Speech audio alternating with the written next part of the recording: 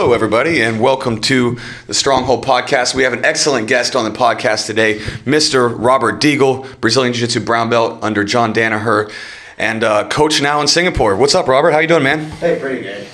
How are things, man? I rolled with Robert, I don't know, when was it, dude? 6 months ago? Longer than that. It was last January. Yeah. It's been ages, man. Time's flying by in the Corona days. I can't even keep track of it. But I rolled with you then, and your skills were ridiculous. You leg locked me 3 or 4 times. You took my back, trapped my arm in a second, and started strangling me. And I'm like, what the fuck is going on, dude? And so you've got this, at this point, you've trained with a lot of people here in Singapore, and everybody that's rolled with you just talks really, really highly of your game. You can tell that you're super dedicated. And really happy to have you on the podcast, man. Thank you. I appreciate it. So I can tell that you're super... I'll put that right up to you, dude. Sorry. No, you're good, bro. So I can tell that you're super dedicated, man. You're always sharing, I can tell that you are, very intrinsically motivated to train. You seem like it's a puzzle worth solving. You share a lot of videos on Instagram and YouTube, and I always save them. Because then I go... Especially your transitions, the way that you transition from move to move.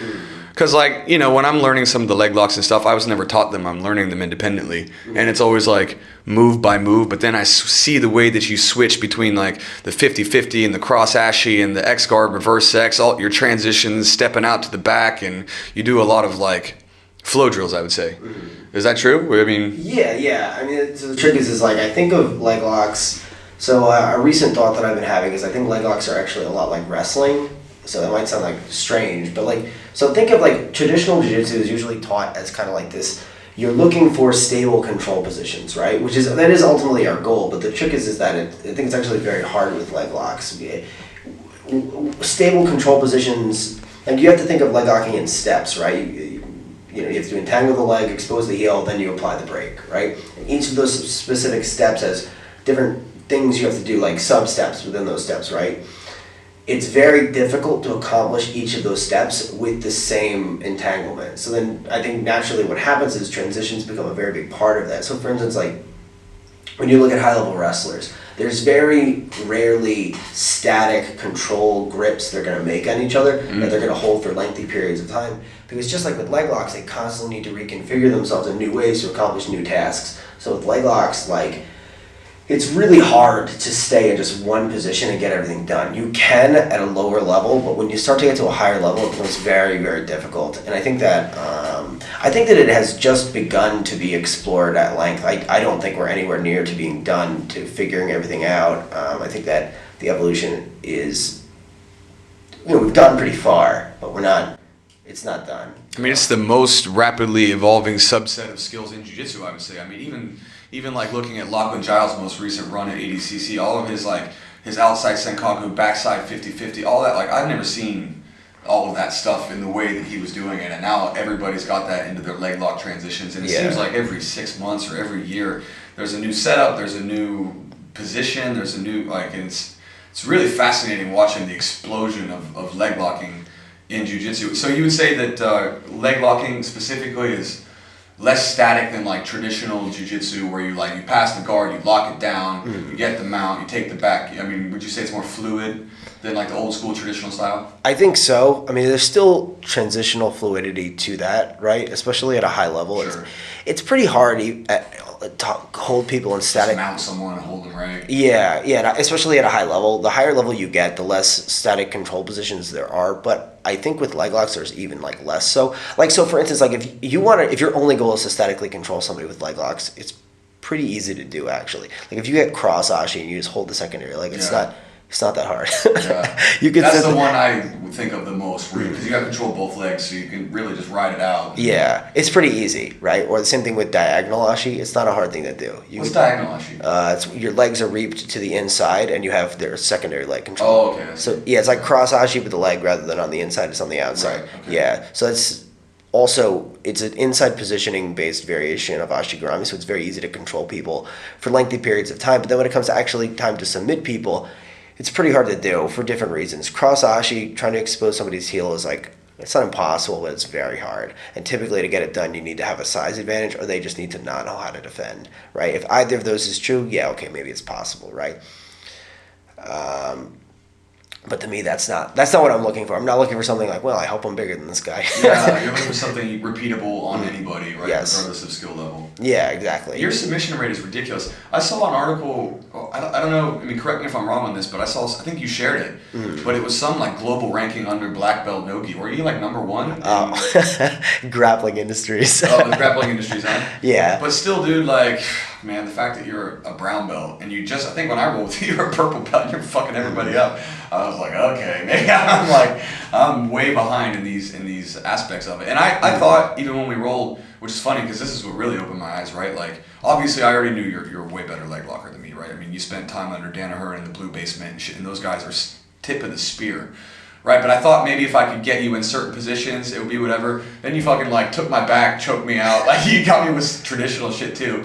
And I'm just like, and I'm bigger than you. I mean, not by much. We're kind of the same size, but I felt like if I got you in certain positions, and then you played that game with me as well, and you still fucked me up. So I was just like, damn, man, your whole skill set is very good, and I can tell that it's technical because I never felt like you were muscling me either. Like, you know, when you grab somebody, right, you can tell if it's fluid and they're catching you or if they're forcing shit. Right. I never felt like you were forcing anything. You were catching me in flow constantly, and that's just superior positioning, superior micro movements and micro adjustments, and you know, it was just fucking awesome. I was just like, damn. Yeah. Yeah, I mean, I'm really not that big, so it's hard for me to like muscle people. I've never been able to do that. Like, and even if I'm rolling with somebody, like, so one of my best training partners back in New York was this girl named Cheryl. She's a very small girl, under 100 pounds. I don't know what that is in kg yet. I'm learning it, but I don't I don't have it mastered yet. But anyway, so small, right? And like, I could have just like cavemanned her every round, you know, but like, who's going to get anything out of that? I'm not getting anything. She's not getting anything. She's actually an amazing leg locker. So, and like what happens with a lot of guys is they'll roll with her, she heel hooks them, they get pissed off. What do? She's fucking goon them. Yeah, right? Exactly. Yeah. So she's told me about experiences with her where she's done that. She's heel hooked like a blue belt, and the blue belt went ballistic.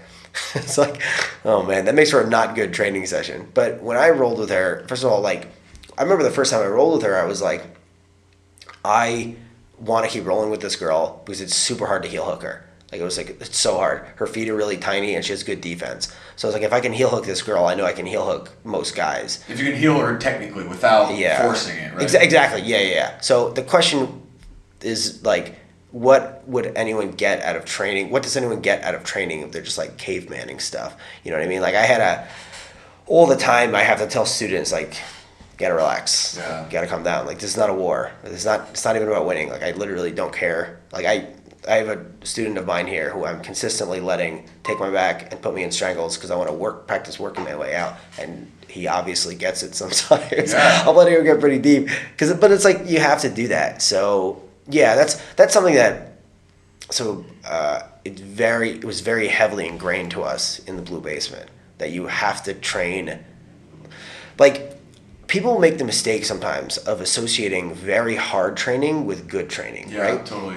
Yeah, and they think to themselves, you know, if I'm going to war every round, that's the best way to optimize my skill development to succeed in competition, right? When in reality, I mean, that can definitely work. There's people who do that, you know, but the trouble with that is like, first of all, you're mostly just sharpening what you're already sharp at, right? Yeah. You're not going to add new areas to your game.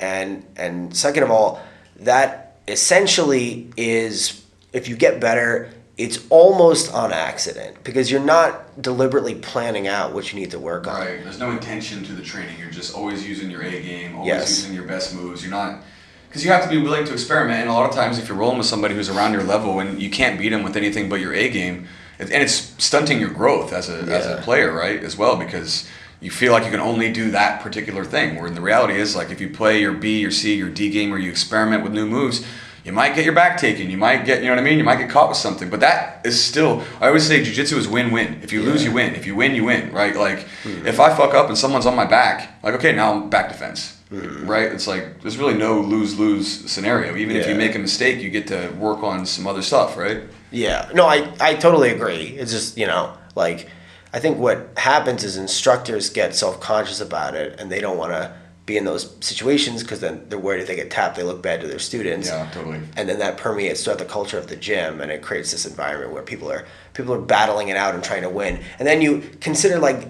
how much more that problem is exacerbated when you're in situations where it's a competition school.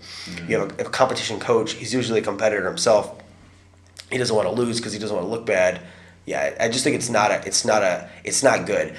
But I came up always seeing Gary Tonin. Gary Tonin talks about how often he gets tapped in training, and he's not kidding because he's constantly putting himself, like, he would let me get heel hooks on him and then try to get out. And like most of the time he wouldn't get out. Yeah. That's because he's putting himself in super deep heel hooks. But he would still get out sometimes. And like if you can get his defense is legendary. Yeah. I mean, his submission defense is legendary. Mm-hmm. Well, that's how he got it, you know what I mean? Like he let himself get put into these terrible situations super consistently, and so as a result, he gained this proficiency in defense.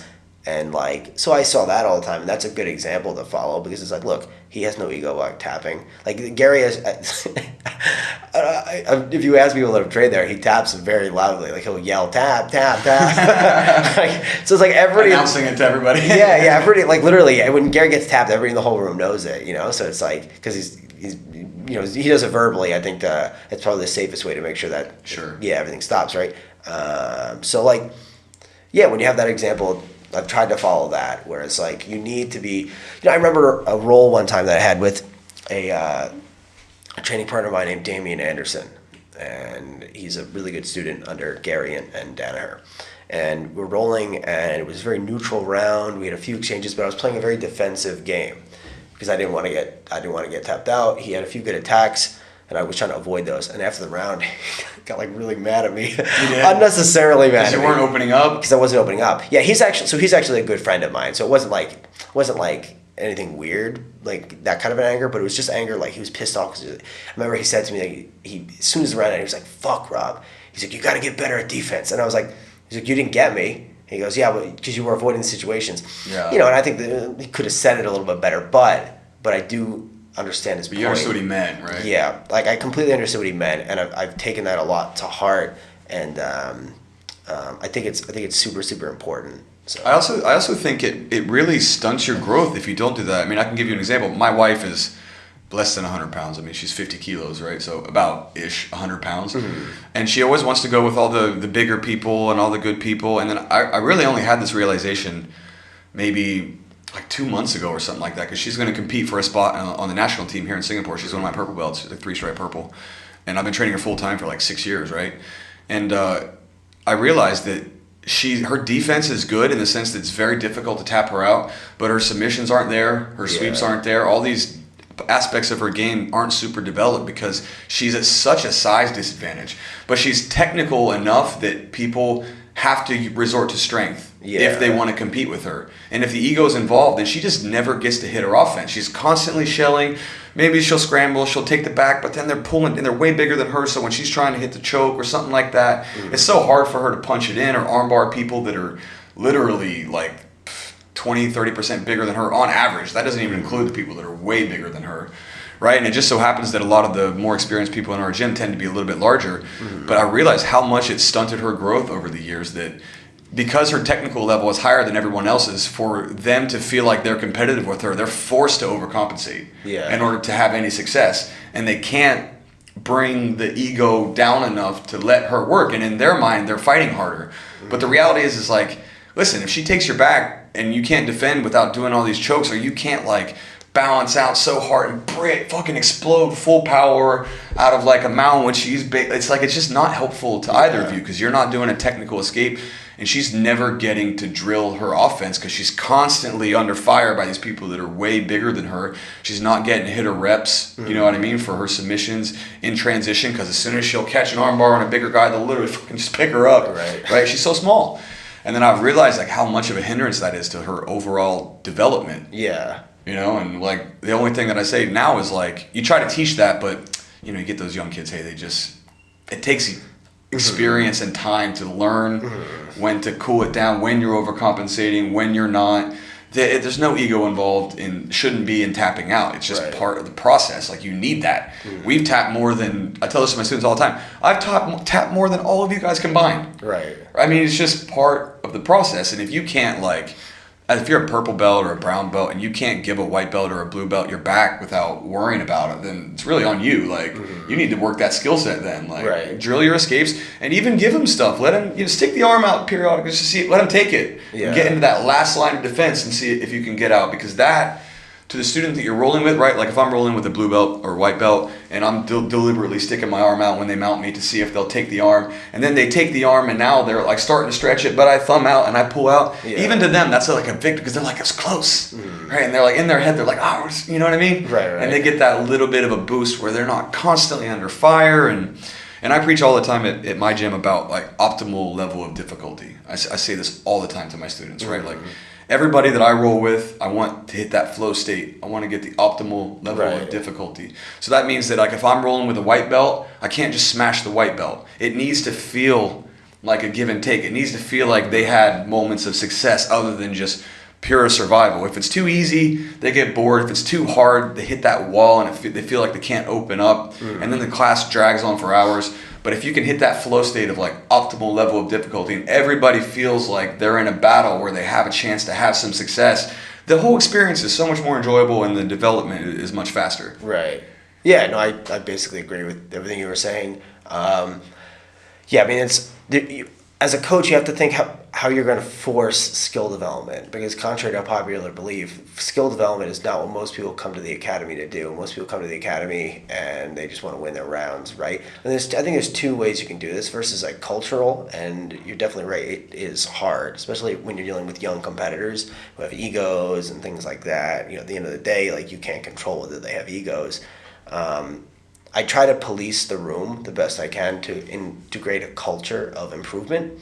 I've seen it done, you know, Danaher did it, and a good friend of mine, Carl Massaro, who's another black belt under Renzo Gracie, he basically came up with Danaher at the same time. I really love his school. It's a very similar environment to the Blue Basement.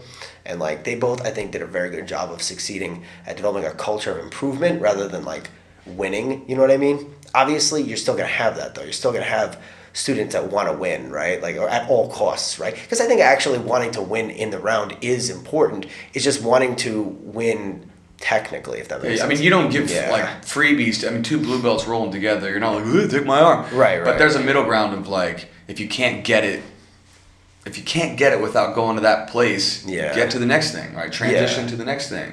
Yeah, no, I agree. And then, like, the second thing is, the ultimate way to force skill development is positional rounds. Then you don't get a choice. Do you do a lot of specific training? Yes. Like, what do you rate in terms of like the amount of time you should spend specific training on a daily or let's say a weekly basis, as opposed to like just slap hand, fist bump, we're rolling?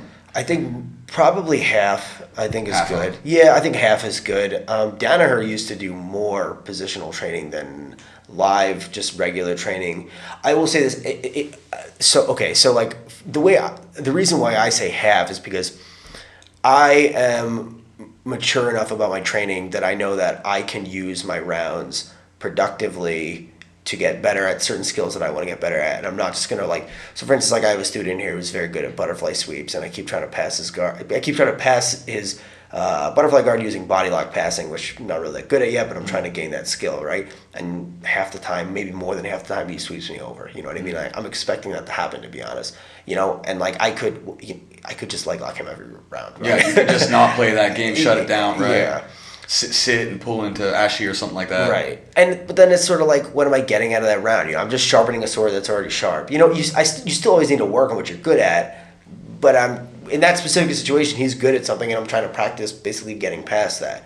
But from a coaching perspective, it can be difficult because you don't know if all of your students are, especially initially, going to have that kind of a mindset, right? Like, until that culture is ingrained, it can be difficult to force everybody to train in like the right way, you know what I mean? And it takes experience too, right? Like you get some of those, there's some lessons that no matter what your coach teaches you, only personal experience will get you to that place, right? Mm-hmm. Like you can, I get a lot of those young guys too that just want to go, and even they're good training partners for a lot of people, but they'll get into those positions where, as I say, they can't get out without forcing it, and they just haven't quite hit that maturity level in their training. They haven't seen the light to know that kind of thing is actually like hindering their progress, and it's giving them a false sense of all of these kind of things. You know what I mean? Like there's a lot of lessons that you can take from your coaching and all that kind of stuff, but then there are some lessons that you kind of just have to learn with the actual personal experience, right? Like injuries is a big one. You know, you get the people that are way too explosive, exploding out shit that they shouldn't. They'll blow the knee out because they're tense, right? And the tension,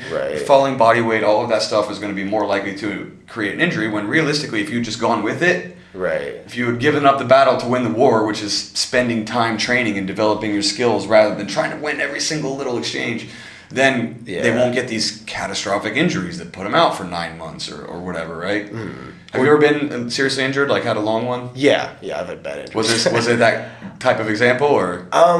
So it's funny, I don't actually know how it happened because I hurt one of my knees very badly when I was a high school wrestler, actually. Yeah, you were, so that's another thing, sorry to just interject, but that was an interesting thing about you too. You were a wrestler, you've had MMA fights as well, so I find it interesting about you is like, I mean, you're clearly like Jiu Jitsu, right, dedicated to that specific craft, but I do like that you went through the wrestling experience and the MMA fights, because it does give you a larger context with which to know those skills and to apply those skills and to teach your students those concepts. I really, really love grappling pretty much everywhere. So I love wrestling. Like, I love watching high-level wrestling. There are times where I get so into high-level wrestling, I'm more into that than jiu-jitsu. I watch the NCAAs every year. I was a high school wrestler too. Oh, okay, so nice. that was my first ever experience with grappling. I wrestled all the way through middle school and high school, and then I found jiu-jitsu when I was like 16. Yeah. Oh, okay, nice. Yeah, I mean, it's a common experience with Americans, I think. Yeah, totally. Yeah, so, and then I love MMA grappling too. It's funny because like most of MMA, like I'm not into the striking, to be honest. Like even when I was fighting, like I just had almost no interest in striking. Like when you had your MMA fight, were you just looking to get into your positions with the leg, or did you spend time like boxing and doing Muay Thai? Just defense mostly, or like to set up your clinches and stuff like that? I did work boxing. So what's funny is I prefer watching pure striking to MMA striking, if that makes any sense. Yeah, because like I don't know, like I like what I'm really interested in is seeing like a skill isolated and then refined. I really like boxing. To me is really fun. But I mean, like ultimately grappling is really what I'm into. When I was fighting, I was like doing very little striking. I did a little, like I hit mitts and stuff, and I think I'm like probably a better striker than people think, but like not really a very good one. And it just wasn't my forte, and I wasn't really there to do that. So what was the motivation behind the MMA fight? Was it just to see? Because I mean, my first one was just to see what my skill set would look like in actual combat, rather than like sparring at the gym. Right. What was your motivation to take the MMA fight then? I didn't really have a very good one, I guess. It is what it is, dude. Yeah. I was training at an MMA gym, and I was pretty much just a jiu-jitsu guy, and like the coach was like, he literally just asked me if I wanted to fight, and I was like, okay, I guess I'll do a fight. Like, yeah, there wasn't really that much, because like I remember he actually kind of pressured me into doing it. Yeah, like they do that. Yeah, I was like, I think I just want to do jiu-jitsu, and he said to me, he goes, well, if you just want to have fun and do jiu-jitsu, you can do that. And I was like, oh. Challenge accepted, motherfucker. Let's go. Yeah, so I said sure, and I wound up heel hooking the guy in like a minute. It was pretty fast. And then I had 4 fights in total. So I went 2-2, and I never lost the first round. And I did okay in the 2 that I lost. They were decision losses, so I never got finished. What happened? You just get stuck on the bottom, couldn't get a submission or something like that? Yeah, one of them, I think pretty debatably you could argue I won because he didn't really do anything to. It was like, I think in Japan, Pride rules, I would have got it because I was going for the submission the whole time, but I was on bottom the whole time, most of the fight, right? You're more active from the bottom, but he's on top, that kind of thing. Yeah, exactly. So for instance, second round I scored a takedown. I honestly wish I just stalled on top, but what I did was I fell back for a heel hook. Oh yeah. Then he spun out. He defended well, and then he wound up in my closed guard, and he didn't hit me. I did a good job clinching everything. I only got punched hard once in any of my fights. So I focused a lot on clinching to not get punched. Like I played like actually rubber guard, believe it or not. And then you're falling back into Ashy or something from a clinch. Yeah, like Ryan Hall kind of style. Yeah, very similar. So like I hit takedowns a lot too. Because you wrestled, so. Yeah, I was doing double legs, single legs. My goal was ideally to be on top, but I also wanted to go for leg locks a lot. So like that would mean going on bottom. I think that I think I learned a lot from my fights about like. It really pushed me. At the time, leg locking was not really super popular in jiu-jitsu yet. What year was this?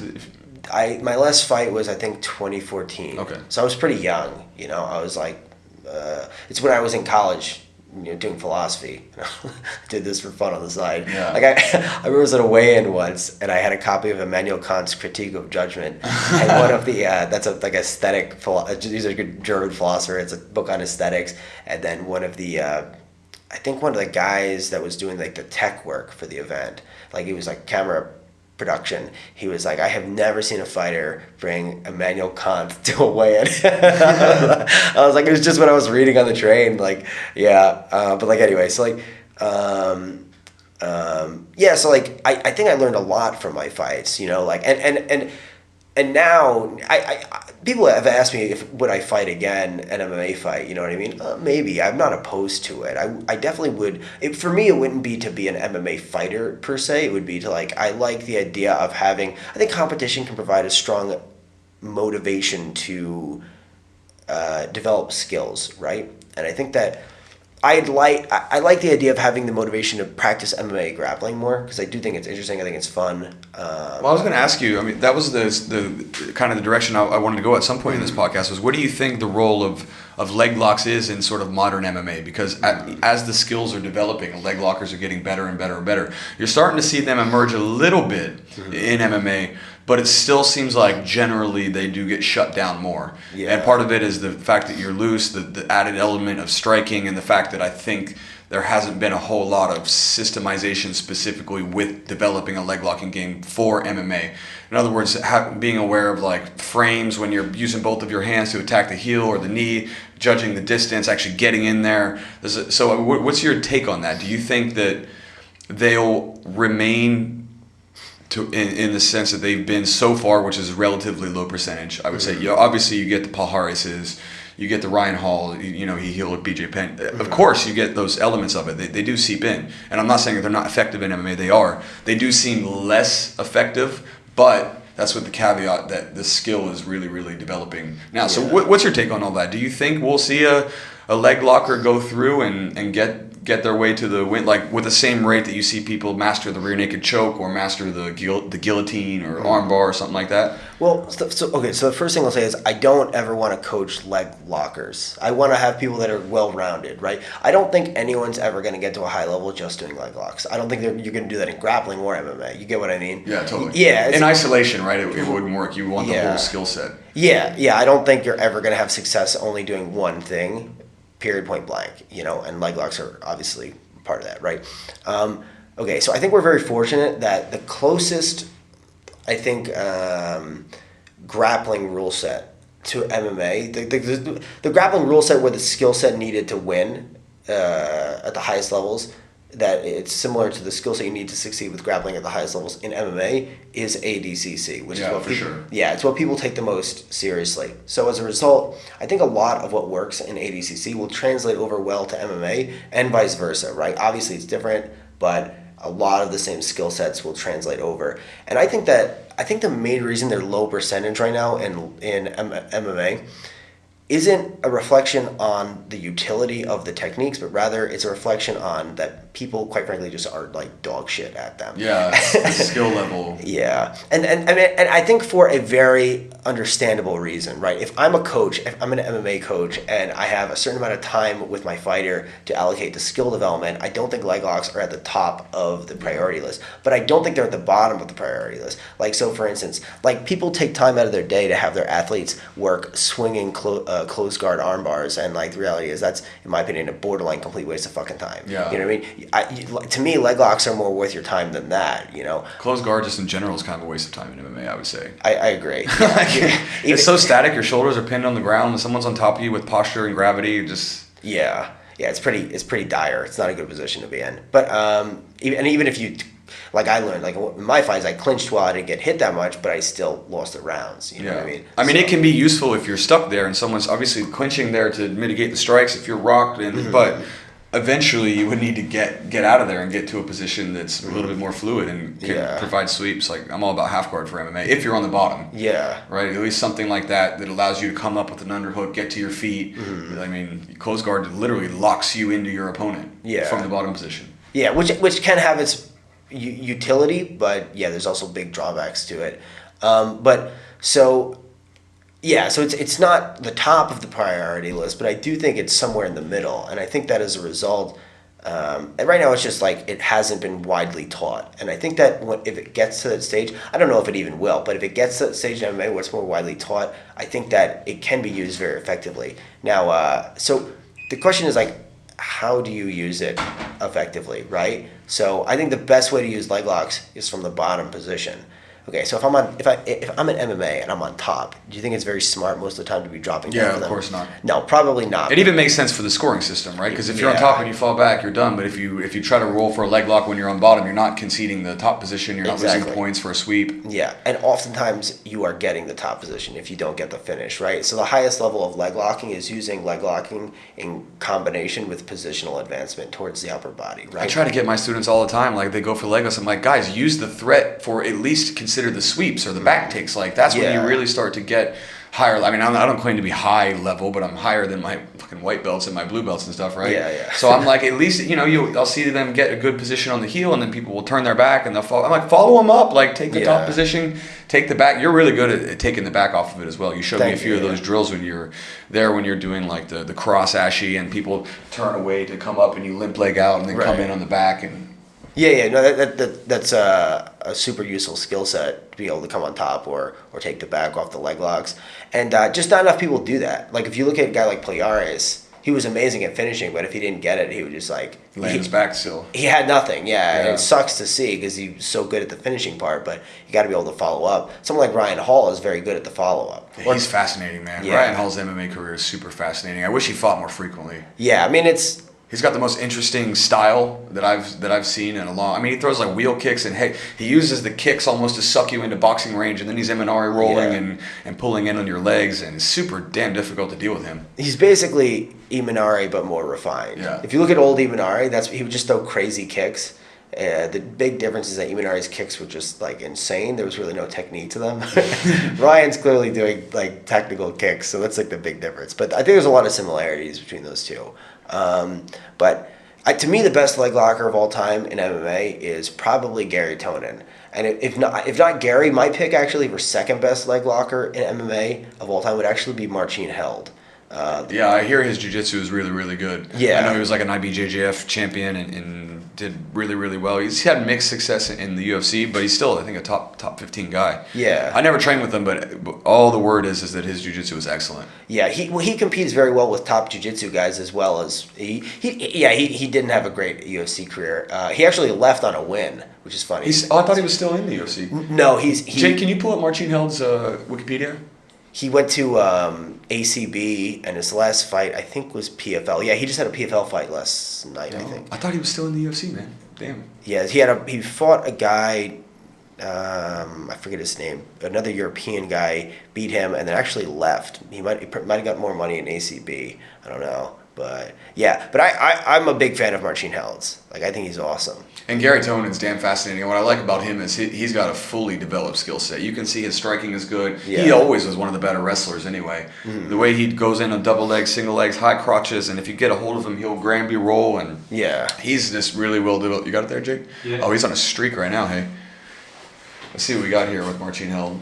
Yeah, he did. Oh, yeah, he did go out on a go down. Let's see his UFC career real quick. I haven't heard that name in a while. So, lost to Will. Oh, that's in Bellator. Okay, so Diego Sanchez. Definitely not the most successful. But Joe Lozon split decision. Then he beat Nasrat, and then submission heel hook. Keep going up, Jake. Heel hook. Yeah. Look at all the submissions. So the Musa Kamanaev fight. Apologies, guys. Definitely didn't say that right. But that's okay. We're masters at bastardizing names on this podcast, right? Okay, so anyway, that fight, dude, is an awesome fight. It's the finishing sequence is honestly one of my favorites ever. It's really very fun. Super interesting sequence. Musa Kamanaev so Marcin goes for a heel hook. Musa goes for a heel hook. He almost gets Marcin. Marcin does some very advanced late stage defense. He gets out. You can't really see how he gets out of the heel hook because of the camera angle, and I can't find another camera angle, but it's either a heel slip or a toe slip, and then Marcin goes on the offense, and he gets an inside heel hook, and it's very beautiful. If anyone wants that to see that, you can go just YouTube, not YouTube, just Google search it. It'll come up on I think Youku. So. Oh, I do want to see that. I didn't know that. That's a good little tidbit. Try to see if we can remember that, Jake. I want to watch that shit. I'll try and find it now. Yeah. Just skip to the end. The rest is boring. They're just like they're not doing much. I mean, we can pull it up. I doubt we're going to get copyright pulled for that. Oh, okay. Yeah. Some things we have. We've gotten a lot of shit on this podcast, but I think that one should be good. Yeah, I'm really interested in this, man. And I can tell you're just a fucking nerd for this, dude, because I always see you like posting your breakdown of like you studying and watching stuff, and your Instagram is one of my favorite ones to watch. Thank you. Because I'm learning really from watching, and I literally show you on my phone. I've saved at least like 10 of your videos of watching you do your transitionings when you're doing the leg locks and stuff. Because I mean, it's hard for me to keep up with some of it, like the way that you're pummeling your hands and feet and then sliding into it. Right. And it's all about like 30% speed. You're just kind of flowing into it, and I'm just like, damn, that's the next level. That's what I'd like to get going. But some of those transitions are pretty sticky. Hey, if you're not well versed in it, it's like learning a new language almost. You got to become adept in it piece by piece. You got to understand all the words, and then you put together the grammar. But let's definitely pull this up. We can actually break it down if you guys want. Yeah, it's not long. It's pretty quick. Go to Google. If you just search it, it should come up. Yeah. So I'm just trying to. It's very. I'm telling you, if you type it, it's very easy to find. Yeah, ignore Reddit. Just search. Yeah, I think it might be on a Russian site actually, not YouTube. Yeah. The Russian and Chinese sites are the best. Yeah. Search Marcin Held versus Mma Fight. I could spell that if you need me to. You can spell that? Yeah, I've searched it enough times, and now I know how to spell it. Damn, bro. That's the only reason I know how to spell it. Yeah. I did just get somebody just hit me up on Instagram about doing a seminar in Moscow. Nice. So I'm obviously we can't travel yet, but whenever I can, I'm supposed to be. This looks like it. Yes. So we transition to the end there. Just the last minute or so of the fight. It's about you should be able to. Yep, this is it. Just go back a bit. See, this is already. One thing, Robert, I want to talk about too is that thing we'll do for your buddy. Hey, it's in India. Oh yeah, definitely. We'll hit that up later. Yes, we'll talk about that, but I want to just remember. To do our best to market that while we're. Yeah. Okay, so let's check this out. So you can hit play here, I guess, and it should go to it in a second. I usually just skip right to the end, so I actually don't even know what they're doing here. Okay, it's right here. Pause. So wait, so that was a dope sweep, just first of all. Yeah. So wait. So if make sure to pause it because it's happening very very quick. Do you want me to bring it back? Yeah, bring it back. And if you're listening to this podcast, you should check this one out on the video because Robert's going to break this down and we're going to get some interesting little tidbits, or at the very least, check out this section. Yeah. So do me here, X out the thing, like the more videos recommended. Yeah, hopefully that just stays away. All right, so hit nice play. And slow here, Jake. Just kind of tap the I'm on it. play button. You got it, bro. Okay, stop right here. Okay, so beautiful lift. Look at that. Yeah, so he's getting Marcin is getting swept over here, and now what you're going to see is as soon as Marcin hits the mat, immediately what he does is he goes over into what we call far hip Ashy. So play it. I'll tell you when to hit pause. Right here. Okay, pause right here. Okay, so this is what we call a far hip Ashy. So if you see Marcin's left leg, that's over Mma's right hip, and then you see Marcin's right leg is coming over the top. So the goal, this is like a reaping position, right? The goal here is to put pressure to the back of Mma's knee such that the heel comes off the mat, right? So if the foot is completely on the mat, you can't gain heel exposure, right? You can't grasp the heel to do a heel hook. So you've got to you always need to get one part of the foot off the mat. Sometimes, so if you do an ankle pick, obviously you're not going to leg lock somebody with an ankle pick, but if you get an ankle pick, what you're doing is you're pulling the heel to get the toes off the mat. Then once they're on the ground, then you could heel hook them, right? So this is mainly designed for heel exposure. Yeah, this is a variation of Ashigarami, which brings the heel off the mat to gain heel exposure. Yeah, you usually won't finish people here. It's definitely not impossible, but it usually requires them to be defending wrong. So if we look here, so before you go the next step, take a look at Mma's right leg. So now we know what Marcin's doing. Mma counters very, very well. So hit play and get ready to pause in a second. Okay, stop right here. So as they were landing, Mma, so this position is called a double far hip Ashi. So you both have far hip Ashis, right? So yeah, it's a pretty simple name. So here, this is a very complicated position. I've been working on this position a lot. I think it's like a super interesting one. It's one that I think hasn't really been studied at length yet, and so I'm trying to do that. There are people that are good at it, but it hasn't really been deeply studied yet, I think. But anyway, so Mma here. Now, Musa's got a heel hook. They both have a heel hook. So for whatever reason, Marcin, obviously, as you can see on his facial expression, it seems as if he's concluded, okay, I mean, you can see his heel is he's got the bite on the heel there. Yeah, but Musa's was definitely tighter. So as we see here, Marcin goes into defense mode. So Musa's got a heel hook. So Musa's in the green, Marcin's in Yes. the, it's kind of a grainy, Marcin's in the red. Yeah. Oh, sorry. I guess if you guys are watching, you're not sure who's who. Musa's the guy in the green. Yes. So Mma is. So now the goal of a far hip Ashi is to put pressure to the back of the knee, to lift the heel off the mat, to expose the heel. The goal you have is then to roll to an outside Ashi. So as we're going to see in a second, what Mma is going to try to do is he's going to try to get Marcin to roll to break him in an outside Ashi. For examples of this actually working, you can go look at like any Palhares fight. It happens all the time. It's what Palhares is like main attack, to be honest. Now, Marcin's very good defensively, and he's going to employ a very, very crafty late stage defense here. So hit play and get ready to pause again. So so he's struggling a little bit. He rolls, and now stop right here. So what happened there was, so maybe we'll replay this again. What happened here was Marcin rolled at pace and then outpaced him. So if you roll at pace, if you stay, let's say you're keeping the same pace with the guy, what happens is that's called the problem of the shared spiral for the offensive man, right? It's hard to break the guy because you keep spinning together, right? Now the trick is in MMA, you're actually fortunate if as the offensive man, because guess what? You can hit the cage. If you hit the cage, the problem's gone. Oh, the shared spiral's gone. Yeah, that's interesting. I hadn't thought about that. So I call that the principle of limited space. So in a grappling match, you've got infinite space. So you can roll out of bounds, and guess what? If you roll out of bounds, that favors the defensive guy. They're going to stand you back up, right? Yeah. In MMA, you don't have that problem. It's very no worries. Don't tell MOH. Anyway, so it's like it's very similar to like takedowns, right? MMA is much easier actually to get takedowns. You can put a guy against a cage and you can start to I never thought about the barrier in the context of leg locking and what the cage does. To me, it's a single biggest difference. So if you guys want to see an example, check out Ian Entwistle versus Anthony Burchak. In that match, they keep spinning and spinning and spinning. Guess what? They hit the cage. And then Ian gets the finish. It's a very strong finish. It's a finish that I think would be hard to get in grappling because he has a diagonal ashi, which it's kind of hard to tap the guy because you can keep spinning forever. But guess what? They hit the cage and then you can get the finish, right? But anyway, so here, let's go back and just watch that late stage defense again. Marcin, he doesn't just keep pace with him, he outpaces him.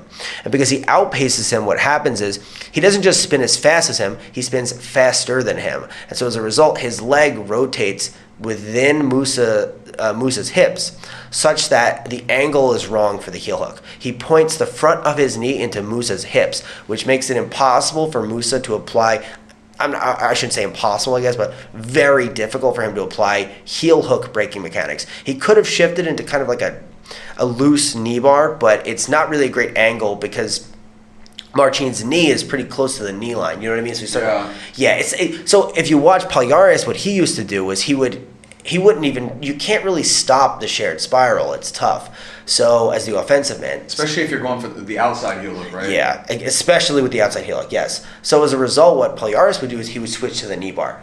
Mma probably doesn't have the same level of experience as Palhares, so when he goes for this, I mean, he definitely doesn't, right? It's Palhares. Yeah. But when he goes for this, he doesn't have that same, like, sort of instinct to switch to the knee bar, right? So as we play here, so let's watch it one more time. So he goes for it.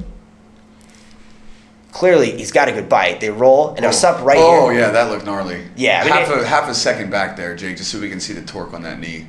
Yeah, he was definitely about to be heel hooked pretty bad. That's what makes it super late stage. A little further. I know we're putting you to work, bro.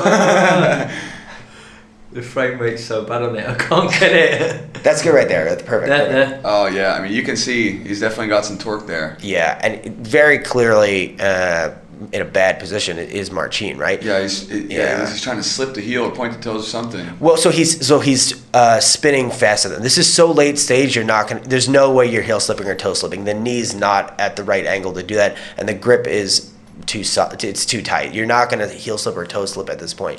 So your only option, or Marcin's, I'm not going to say his only option, but his best option is outpacing him with the roll. So here, if we hit play. But they are running into the barrier here. Yeah, but so Marcin, he does it in time.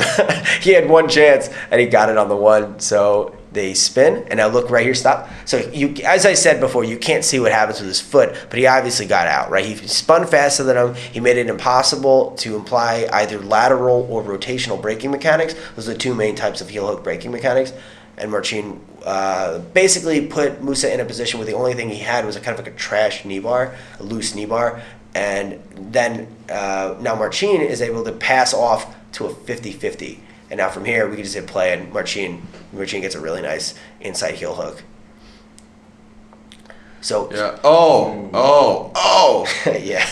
And stop right here. Oh, once he gets the foot on the hip, he can bridge in. Go back a step right as he gets the heel. Okay, hit play and stop in 1 second. He's a little high on that heel too. Stop right here. Okay. Yeah, so one of the big mistakes people make when doing leg locks in MMA is I would say actually in grappling too, people make this mistake all the time, is they don't create a barrier between their opponent's upper body and their own upper body. They just let somebody come towards them, and MMA, that means they're going to get fucking punched in the face, right? Yeah, but in grappling, they can hand fight, right? Yeah, exactly. They can come forward and hand fight. Here, Marcin, okay, obviously, Marcin's very, very advanced at leg locking. He's got a lot of experience, and so he knows right away he's got to create a barrier between his upper body and his opponent's. So if we look at his right leg, it's coming over the top. We call that X legs. X legs is kind of a catch-all term for a variety of different positions. You should probably stop using it because not specific enough. It's not specific enough. Yeah, people are starting to narrow down the names, but all the names I've heard have just been absolutely abysmal. One will stick. Eventually, they tend to stick. Yeah. And that also gives him just way more power to bridge, to apply hip pressure into the side of the knee, right? Yeah, for sure. So Marcin is using rotational braking mechanics here. You can identify that because the angle of his hips in relation to Musa's primary leg. So if you look at Marcin's hips, they're facing into the back of the knee. That's a telltale sign to you that he's using rotational. As opposed to the side where you would bridge directly into the side of the knee, right? Yeah, that would be lateral braking mechanics. Which can you elaborate on that a little bit? I'm curious. Sure. So, because I get curious about the forces when I'm applying heel hooks, my upper body relative to my lower body. Yeah. Right. Of course, I know that the lower body is meant to be bridging, but sometimes because I don't know when I'm meant to like twist sideways or when I'm meant to tuck. Yeah. To tuck in. So I'm actually a little bit lost on the details there of the lateral mechanic and the twisting mechanic. Yeah. So first of all, I will say it's a misconception that you always should bridge. In fact, there are many cases where I think bridging is counterproductive, and I think because you can curl sometimes, right? Like if you're in the outside senkaku, then you're back heeling and yes. So I think the big one is I think in outside senkaku you're right. I wouldn't. Sometimes you can bridge there. I don't always bridge. It really depends on certain things. But with the outside ashi, I think bridging is oftentimes very bad. I don't think it's going to help you. In fact, I think it will mostly fuck up your break. Because what happens is the downside to bridging, if you think about it, like he wants his knee pointed out, right, on an outside heel hook. So when you bridge to the side of his knee, you help him do that. Right. So as opposed to bridging, you would what? Like just squeeze, curl? Okay, let's talk about the two different types of braking mechanics. You got rotational and lateral. Yeah, what was that? Can we just get that? Yeah. So rotational involve bridging through the knee. So you basically, if your hips are facing, like what's happening right here with Marcin and Musa, right? Can you pop it up there again, Jake, please? Yeah, so Thank you, bro. If you look and see Marcin's hips facing into the back of Musa's knee, that's going to enable him to bridge up, right? So he's bridging up and through the knee. Which is not the directionality of the force that you would want, ideally. Is that what you're saying? No. This is very good. Oh, this is what you would want. You have an option. You have two options. And obviously, it's very dependent upon the specific configuration of your legs. Here, Marcin couldn't really use lateral mechanics. I'll get to that in a second to explain it. So first of all, what you want to do is you want to bridge through the knee, and then you want to drive your elbow into his center line. As you draw your wrist towards your chin, you round out your shoulders. And there's a lot of different things that can happen with the grip and things like that it starts to get hyper specific. But the main thing you're trying to do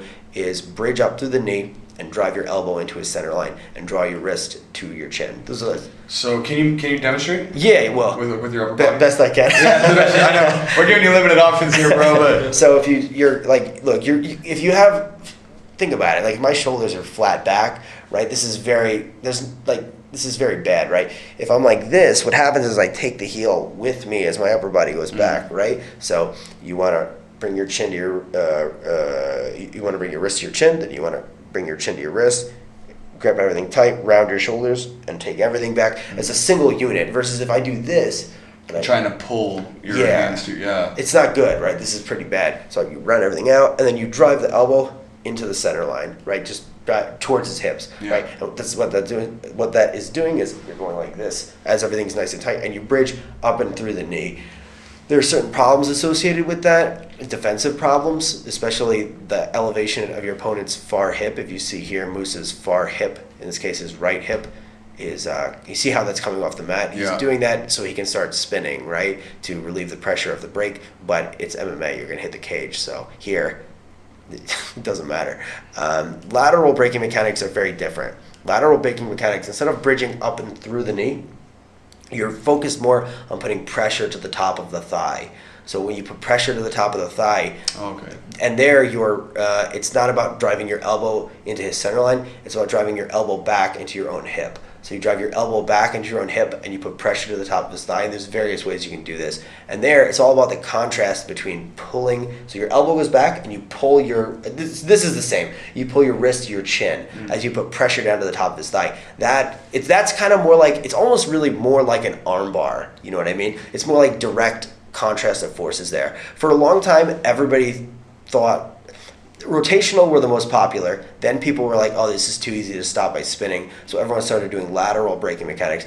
Now I think we've reached a stage where both are very effective. You know what I mean? Just depending on the defense, depending on what your partner's giving you. Yeah. Dude, you should totally do a video breaking down that difference, because there's definitely some nuance there that's lost on me. I mean, I tend to just go, like, if I can, like, if I'm in one of those gray areas where I'm not sure which braking pressure to apply, I'm always just trying to get my hips to the side of the knee. Like anything in between, I'm just trying to get there. I'm not trying to like change the pressure depending on what I'm just because I don't know. Right? So I'm just trying to get like a straight on. If I'm doing the inside heel hook, I'm trying to get my hips directly on the side of the knee, heel exposure, heel to the mat or back flat, and I'm just trying to bridge in. You know what I mean, and keep a little bit of bend on the knee. And well, so it's interesting. You said back flat. That would be rotational, because if your back's flat, typically your hips are going to be pointing to the back of the the back of the knee rather than the side. You get what I mean? Yeah. Well, I'm thinking if I'm in like a cross ashy, right? I can go heel to the mat, a little bit of hip height, and then bridge and rotate.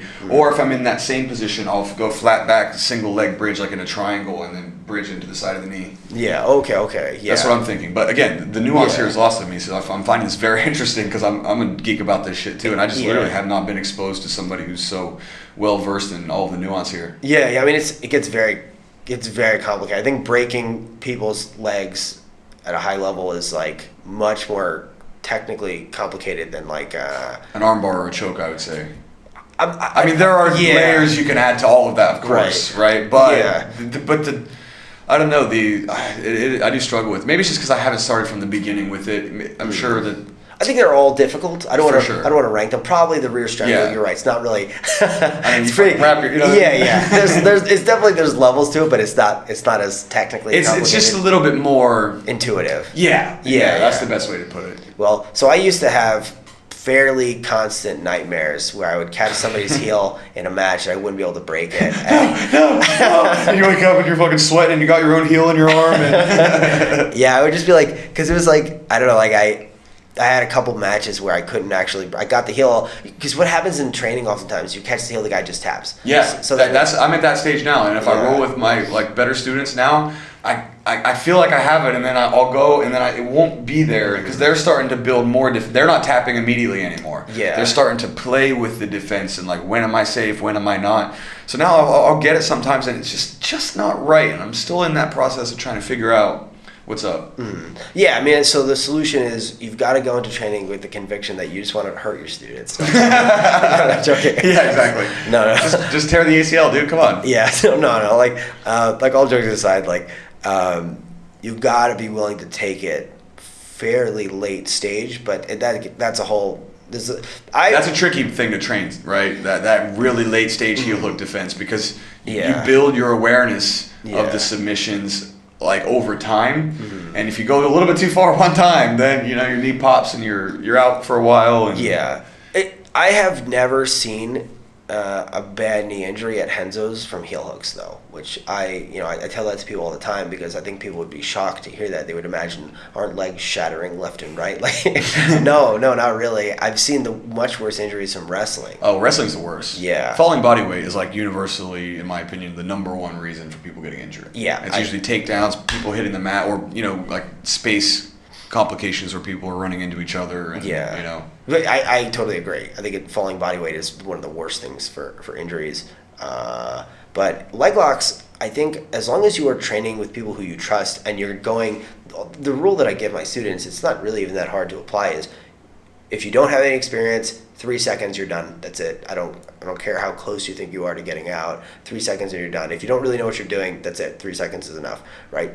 It could even be too much, right? But 3 seconds is the rule. Beyond that, for the... Assuming the person applying it applies slow, steady pressure and doesn't fucking spaz out. And Yeah, so the second rule is for the guy doing the lock. The second rule for the guy doing the lock is you have to go 0 to 1 to 2 to 3 to 4 to 5 to 6, not 0 to 100, Yeah, right? for sure. Yeah, if you go 0 to 100, that's how people get injured, right? So you have to go 0 to 1 to 2 to 3. And the reality of it is if you don't know how to go incrementally through the break, if you don't know how to apply pressure incrementally, you don't actually know how to control the break. Yeah. And if you don't know how to control the break against anyone good, you're never going to get it. You know what I mean? Now, you still have to do it. You still have to apply the pressure, like, for real. But, like I said, I've, been in very deep heel hooks many times, and I fought my way out, and sometimes I didn't fight my way out, and I've never been injured in training from a heel hook. I've been injured in training, but almost always wrestling. Not heel hooks. Yeah, so it's, it's like, it's, I think, a safer thing to train than people give it credit for. You just have to train with respect for the lock, and you need to, like, not be crazy people with each other, you know what I mean? So, yeah. But anyway, should we finish up on that fight? On that note? Oh, yeah. Got it up here. Is it over here? I mean, is it? Yeah. He taps. Okay, right here. Yeah. Can you just finish playing it, Jake? Let's just see the tap here. I mean, it's Do you want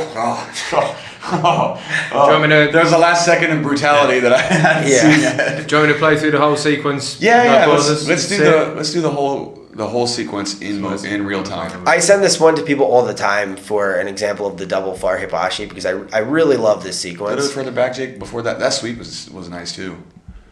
Here? Yeah, that's good. Alright. Yeah, and it's really interesting to see the applications of these in MMA specifically. That's a good sweep. Good timing. Yeah, I mean, I'm not a noob in leg locking, but even some of this, I'm just like, what the fuck is going on? This is a very advanced sequence. Marcin is very high level. Yeah. That last little bridge there was rough. His knee was okay? I think he tabbed, so yeah. But yeah, great sequence. I love that one. But anyway, so that's a good crash course on like late stage leg lock defense from Marcin, and then also we got to look at a little bit rotational. An example of rotational braking mechanics. A good example, if anyone's curious, of lateral braking mechanics would be, if you look up like Lachlan Giles outside Sankaku finishes at ADCC 2019. Yeah, his was crazy. He kept getting that backside 50-50 on everybody and just wrecking all of them, except for Gordon. Gordon just took his back and smashed him. Yeah. But he even had a chance, like he got his position and Gordon was like, he did catch Gordon's heel, and then Gordon slipped. I forget if it was a heel slip or a toe slip. I think it was a toe slip. But yeah, I mean, that was a good match too. Were you in on those positions before? I'd never seen those positions done that way up until that point. And then I know everybody's playing K-guard, everybody's trying to get to the backside 50-50, like in the outside Senkaku. I'd never, that was my first exposure to that shit, and I was just like, here we go again. Yeah. Here's another thing I gotta spend way too much time trying to figure out how to do. I think everything that's, for the most part, ever going to be done has already been done before. But what Lachlan did was he systemized it in new ways. I think most of what is the future of leg locking is going to be taking stuff that people have already done and systemizing it in new ways, right? Like that's, like I can show plenty of matches where K-guard was used before that. So Gary Tonin against Karen Darabidian at EBI used K-guard like extensively. Eddie Cummings used outside Senkaku to finish Barrett Yoshida. All these things were there. All the pieces of the puzzle were there. But what Lachlan did was he put them together in new and interesting ways. So and that's for instance like what I'm trying to do now, like with new things. I'm looking at positions, trying to explore, take things in new and interesting ways by compiling them together in new and interesting ways, right? Very rarely do people just come up with something that's like never been done before. It happens, It definitely happens, but it's especially if you don't study the history of it that much. I am like a historian of grappling. I love just watching old matches no one else cares about. Yeah. And going through and like I have a hard drive where I have hours upon hours of stuff that I save and I archive it and categorize it like in a way that's organized and easy for me to get back to, and like so I'm constantly like seeing stuff that like I'm like, oh, okay, people think this is new, but in fact this has been around for a long time. But the trick is, so for instance like Imanari did so much shit back in the day that people are just starting to do now. And then I asked Imanari on Instagram, did you have a name for this? What happened with this? And he's like, oh, it's just something I did. And like, he just like ended up there, right? But he had enough leg locking knowledge to make those things applicable. It's almost like he was just, he's a very interesting case because it's like, he clearly wasn't super organized about it, but he got to a very high level. Yeah. I consider that guy one of the biggest innovators in the history of the sport. Oh, for sure. He's definitely the OG original leg locker in MMA. Who came before him? I mean, he's before AOP. He's before anybody that had like success, but he specifically developed his game around that. Like he would just sit down in the middle of matches, right, and then just tell people to come on, and then he's trying to roll in on their legs. I mean, the roll was named after him, and that's deliberate, just only a leg attack, right? I mean, pretty much. Really, nothing else you could do with that. Yeah, I mean, you can maybe get a sweep off of it if you get their butt to the mat, but take the finish instead, right? Yeah, he's super, super interesting. So like a specific example of this is, so Gordon Ryan's finish against Monsieur Kara. Imanari had a very similar finish against Nam Fan in an MMA fight that like 15 people saw. So I never knew they fought. I know both guys, but I didn't know they fought in MMA. It's a super cool match. Really nice inversion by Imanari into the heel hook, and Gordon did the same thing against Mateus Denise, mixing up Marcelo guys. But now here's the question: do I think Gordon saw that Imanari fight? No, definitely not. Yeah. Now Danaher might have. I'm not sure, but I don't think Gordon watched it. The thing is like it's very possible, and in fact this happens all the time, that people come up with the same things. They come up with something that someone else already came up with. You know what I mean? Because they're dealing with the same positions. They're trying to solve the same problems, right? So as a result, they oftentimes figure out solutions that overlap, right? This is Danaher actually writes about this, and I don't know if you know, Danaher wrote a book back in the day called Mastering Jiu-Jitsu. With Enzo, right? Yeah, with Enzo, but clearly Danaher. Yeah. If you read it. But like it is super good. It's super good, especially like he talks about like the history of jiu-jitsu, and one of the things he writes on that is the shared conditions theory of the history of the martial arts, which is this idea that were the martial arts, when we look at the martial arts, should we expect them to be the result of just single geniuses figuring stuff out?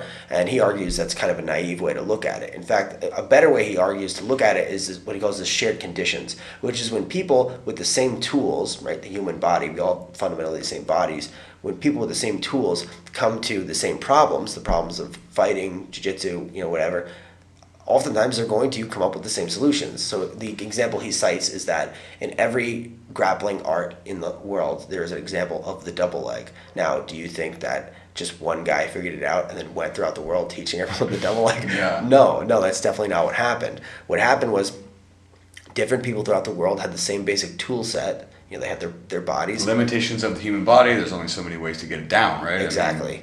So they figure stuff out, right? And that happens in grappling a lot too. What's interesting is that, Lachlan on his instructional, his biggest inspirations, he says, were it was the meows for the K guard, and then for the leg locks, I guess like Ryan Hall. But he definitely also studied the DDS guys. Oh, for sure. 100%. Yeah. Everybody did. You're an idiot if you don't, right? Yeah, I mean, when that DVD came out, everybody I knew got it because they were wrecking people for years, and like the squad was, in Danaher would literally saying like they wouldn't let people film the seminars, right? Because they were trying to keep all of the systems hush hush. Yeah. And then eventually they were like, "Fuck that! Charge $300 a pop, and let's go." But anyway, so like 100%. Like everybody studied that, and I'm sure Lachlan is no exception to that. He's a smart guy, so I'm sure he was studying it. And like, even gives credit to some of the positions, right? Like the outside Senkaku. Okay. I mean, come on, dude. Like. Oh, the name? Like that. I think the name's mainly a joke. I heard it was Jeremy Paul Skinner, one of his students, came up with it as it's like a meme name. You think it was done in that way? I thought it was kind of done in honor of. I right? don't know. I don't know. I don't know them, but I was just like, oh yeah. I mean, it makes sense. Right. Well, I mean, it's possibly, but I heard Jeremy Paul Skinner came up with it purely as a joke. Oh, okay. I didn't know that. Which is, I mean, it's like half the names I come up with are joke names. Like, so we have a grip called the Bill Murray. What's the Bill Murray? It's an overwrap grip. You reach over the leg and you grab the secondary leg. And why is it called the Bill Murray? Okay, it's called the Bill Murray because originally, this is not even what we do with the grip anymore, but originally... But it's stuck, eh? Yeah, it's stuck. The purpose of the grip was to get your head to the other side.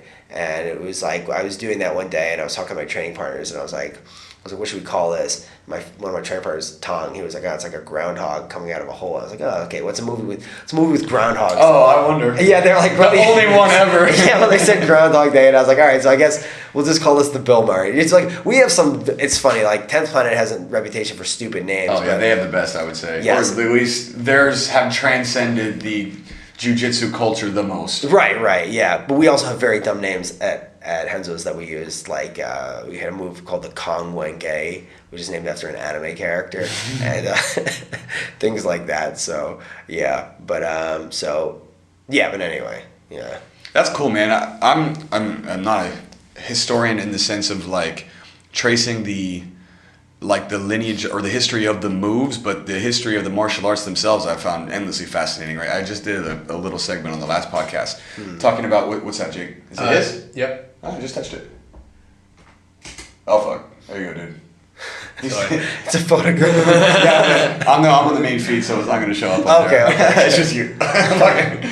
But I just did a last segment on my last podcast because I had a student that competed in Sambo yesterday. Mm-hmm. Have you ever coached anyone for Sambo? No. Are you familiar with the rules or anything of sport Sambo specifically, not combat Sambo? Yeah, I've watched a lot of sport Sambo. It's weird, man. The rules, definitely weird. The rules are super weird. It's totally counterintuitive. Like, so I've been coaching one of my students for it, and we have a couple judo black belts that teach at Stronghold that are on the national Sambo team here in Singapore. Oh, okay. And so I'm trying to familiarize with myself with it because he's going and competing, and we'll get on the rules later, but so I was talking to a bunch of my students and we did a video on like the shared history of judo, jiu-jitsu, and sambo, right? And about how it all started in the Kodokan Academy in Japan and Tokyo, and they would have all these foreigners come in, which, what was that guy's name? The Russian, you don't know, you couldn't even pronounce it when it was on the podcast. Vasily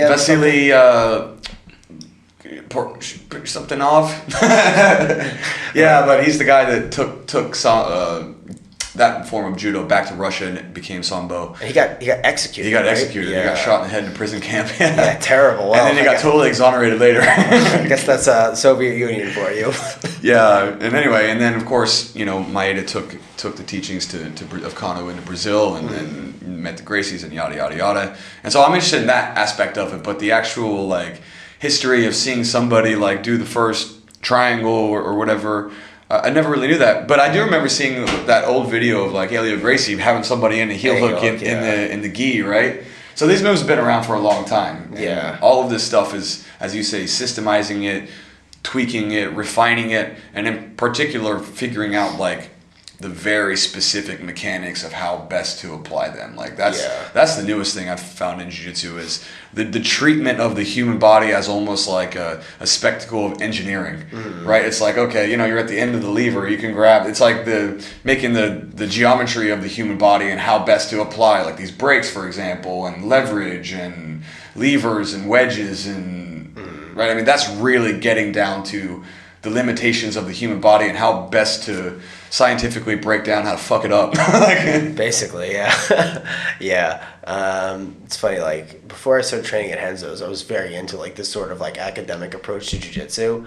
But I thought I was kind of like an idiot for wasting my time on this. I was like, this is kind of dumb. Like, am I the only one that thinks about this stuff like this? And then when I went to Hensler's, I was like, no, there's a whole community of people who are wasting their time on dumb shit like this. So. And I find that the most interesting. Like my Yeah. two favorite coaches are like Faraz and John Danaher, because they take that, and I like how they speak. I mean, of course, their actual technical skills in the way that they've structured their lessons and the way that they've systemized things, but also I just like the way that they speak about it in that sort of academic sense. Yeah. Like I find that really interesting, and it transcends just the art itself, right? I always find that endlessly fascinating. I mean, one of the things I was mentioned before the podcast about talking to you about was like sort of the philosophy of martial arts, and I'm really interested in sort of the suffering that you get from training and how you can apply those concepts to your life. I mean, I was just talking to Charmaine about how I find these fighting cultures really interesting, right? Like, you know, Thailand is the capital of Buddhism in the world, yet you have these ferocious Muay Thai fighters, right? And how, whether it's Buddhism, whether it's Islam, whether it's Christianity, like suffering is the root of all of these things. And we live in a world of abundance now, right? Suffering used to be something we would avoid, just as people in general, right? Because life was so difficult already that pleasure had to be sought and had to be allocated in a very particular way when it was available. But now all the problems that we have are problems of excess. So suffering is something that you kind of have to seek out, right? In a lot of senses, it is the existence in Buddhism, right? I mean, suffering is existence, and if you apply that to a more modern sense, you get something like people need to seek out discomfort in a world that's just riddled with instant gratification and abundance. Yeah. So that's what I find really fascinating about martial artists in particular is you get bankers and lawyers and all these people that are highly successful, and when they come in and train with me and they've got kids and they've got a family and they come in and simulate murder with me 3 or 4 times a week those are the most interesting people that you ever meet, because they go head on into it, and there's a secret there of those people that just share that bond of like suffering and skill development, and I find that endlessly fascinating. I think about on that all the time. I can tell. Yeah, dude. I mean, fuck, it blows my mind, because that's what I love about martial arts, right? And is that element of shared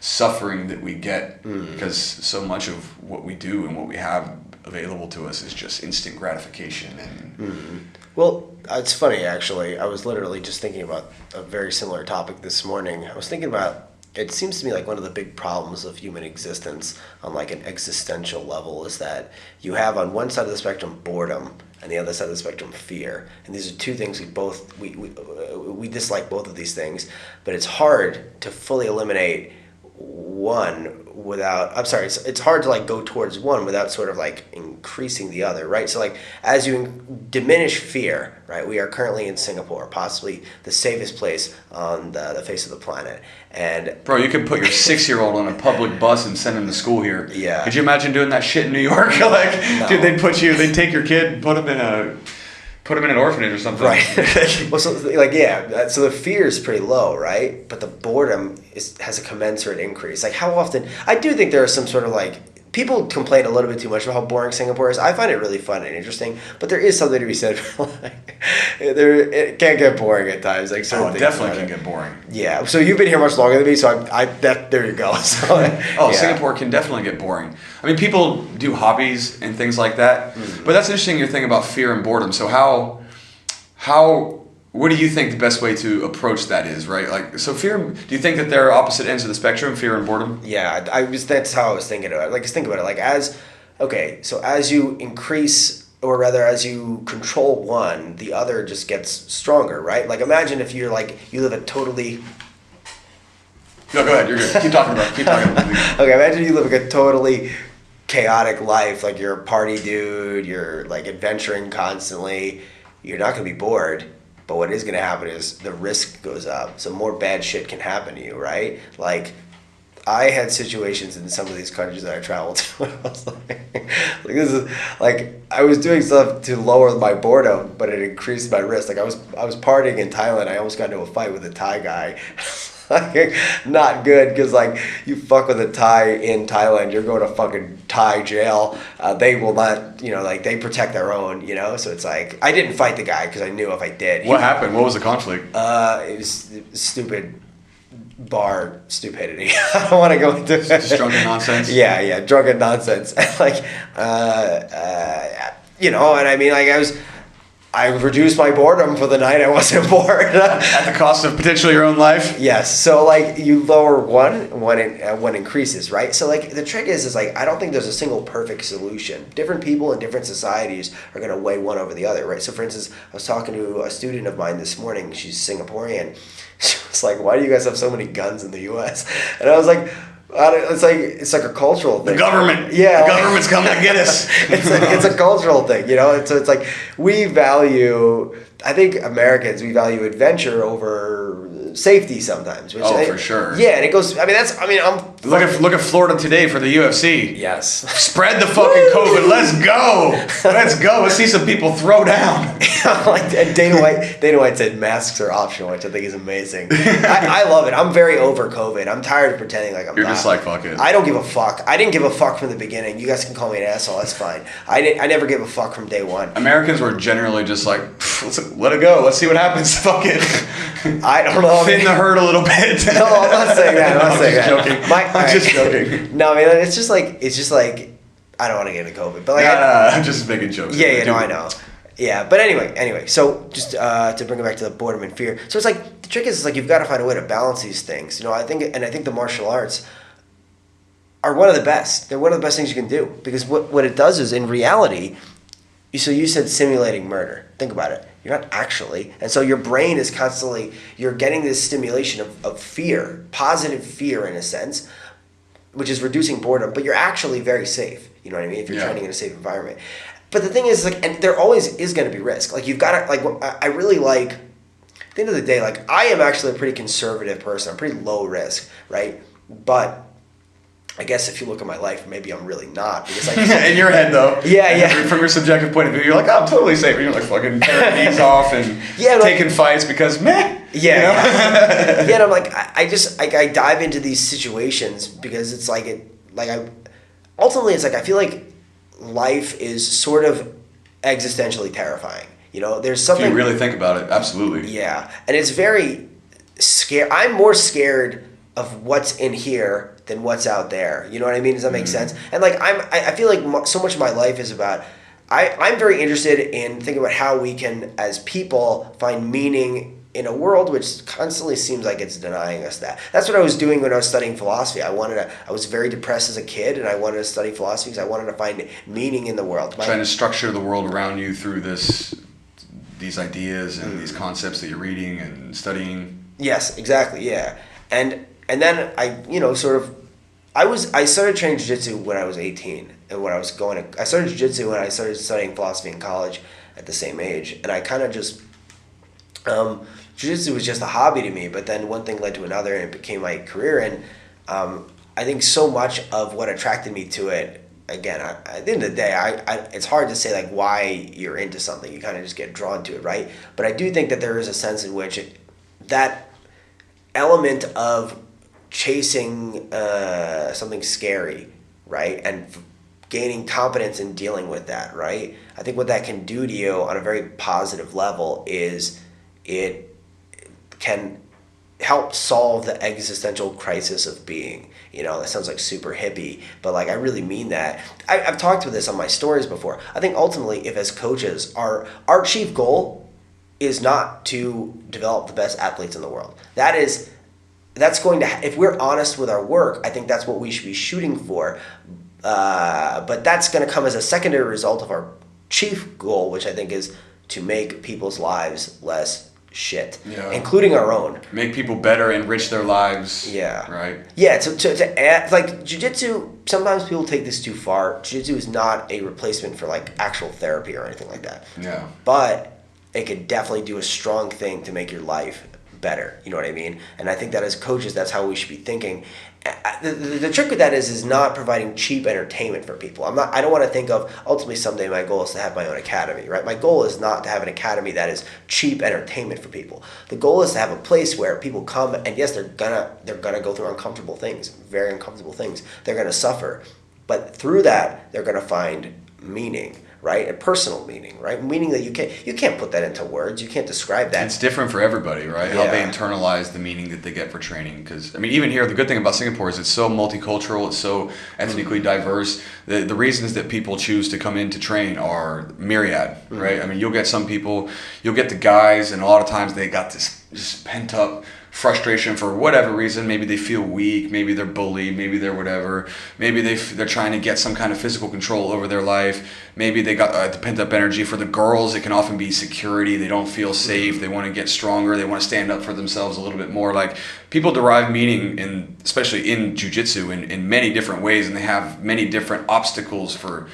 sticking around with it. Yeah. Right. And then I think as a coach too, you have to sort of isolate people, and you really have to treat people on an individual case by case basis. That's my beef against like corporate gyms. Like, if you're talking about like evolved structure and how they do things, why, as opposed to why I want a family gym, because I can treat people on a case by case basis every day, because they're only seeing me, they're only dealing with me.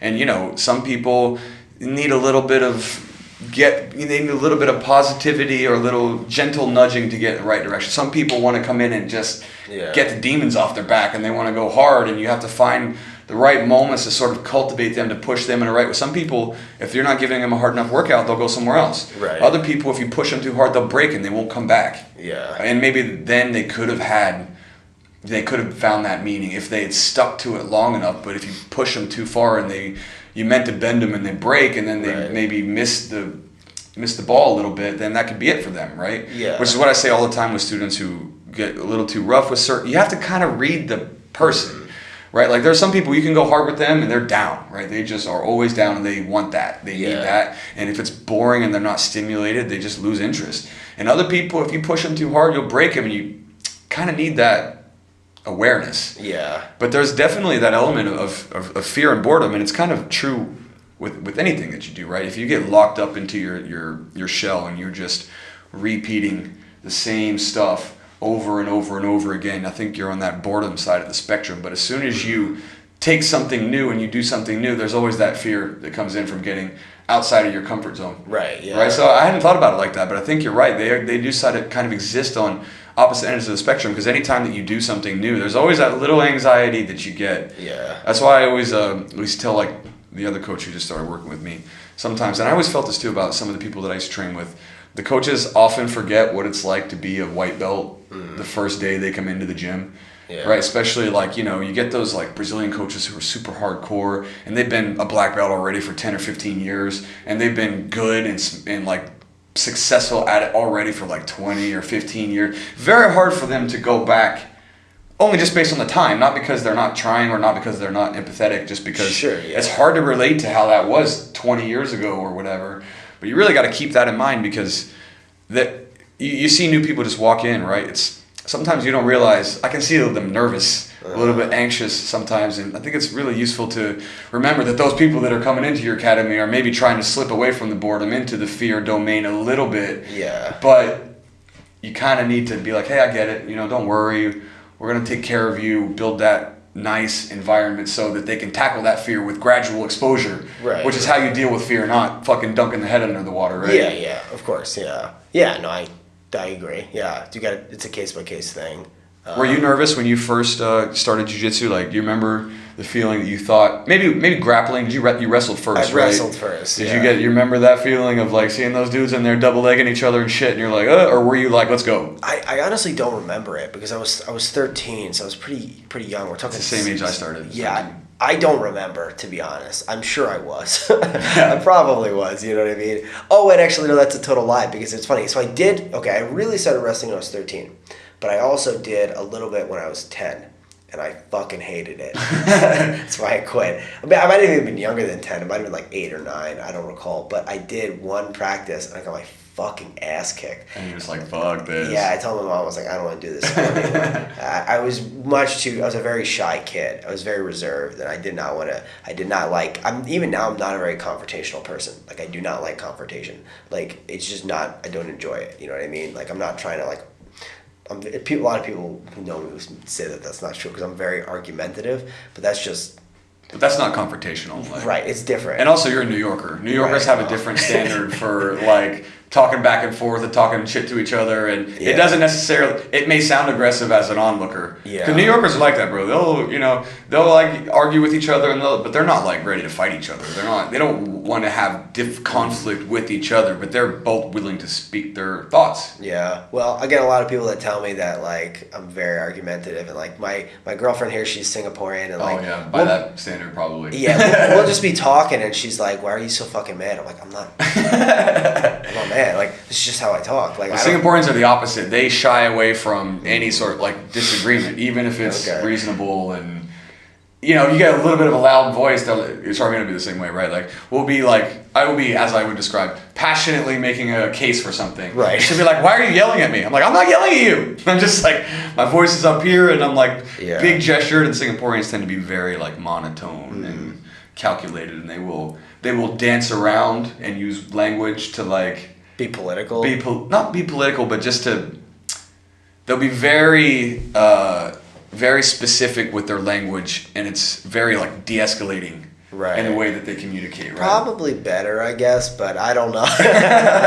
Maybe. But good luck trying to get an opinion one way or the other about them. Yeah. We need it. And we are back. Sorry for the abrupt delay. Our camera is overheated because the conversations were too damn stimulating in here. But now we're back. And what the hell was that, Jake? You just got a ghost photo taken of you, bro. And I gotta get my creepy ass picture off of. There you go. You're better looking than me anyway, Jake. I like how if you check it out, you've got some sort of Super Saiyan thing going on your face. No, dude. It looks like I'm blowing out some smoke, dude. It looks like I'm blowing out smoke. Anyway, man, so we were just talking about your friend. You say he's got an academy in India, and one of the things that you and I were talking about on the podcast, a lot of countries, man, that you're in right now dealing with COVID are the gyms in particular. They're really struggling, right? Yeah. Most of them are like regular people, just enjoy martial arts, and very, very few academies are trying to get rich. Like, this is not the thing to get rich off of, right? Yeah. You're trying to pay your bills and live a decent quality of life, and COVID has destroyed a lot of these gyms because they've got to shut down, and especially when you're in, I mean, like, I heard New York was a disaster because they shut down all the gyms, like zero contact. California was like that. Some states just like Florida was like, we don't give a fuck. Texas didn't give a fuck. But if you're in any of those other places, they had to just shut down. And if that's their only source of income, a lot of these places have no choice but to just close down shop, because if that's their only way of earning money and it's closed down and the government's not supporting it, there's really not much they can do. Fortunately here, as I was telling you earlier, we got like 4 months covered, and all the rents were waived during the circuit breaker here, which I'm sure you've heard talked about. Was like the full-on lockdown, like no one's going outside, only food, like running back and forth. Jesus. And all of that was, all rents were waived, property, and not property was, but no business rents were waived.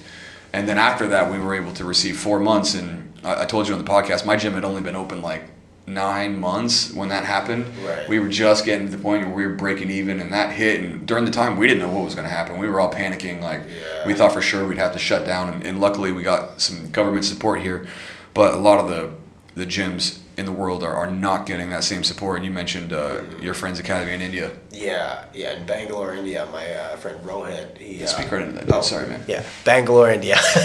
My friend Rohit, he's the owner and head coach of Institute of Jiu Jitsu.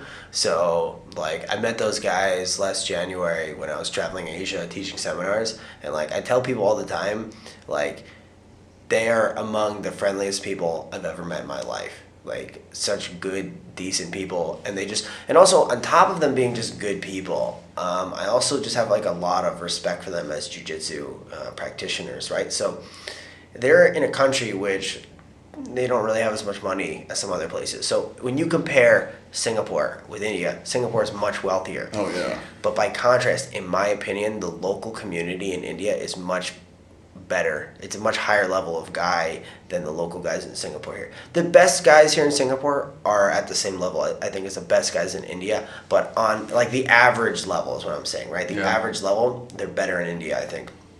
And I think that's really impressive, right? Because those guys they don't have the money to import foreign coaches in, so it's all homegrown stuff, right? Like Rohit opened up the gym after, dude, it's actually psychotic. He was living in London doing his PhD in engineering, and he had 1 month of training, and then he moved. He was depressed, and he didn't like what he was doing with engineering, and so he moved back to Bangalore and opened up a jiu-jitsu gym with 1 month of training from Hodger Gracie's academy. And I think that's like, dude, he's just chasing his dreams, just trying to and he got fucked by COVID, you know what I mean? Yeah. Really fucked by the government. COVID didn't shut down his gym, the government did. And it's just really sad, you know what I mean? And like, I was talking to him, and like, they left their original location. They lost their original location. And now they have a new location, and they might lose that location because India's going into another lockdown.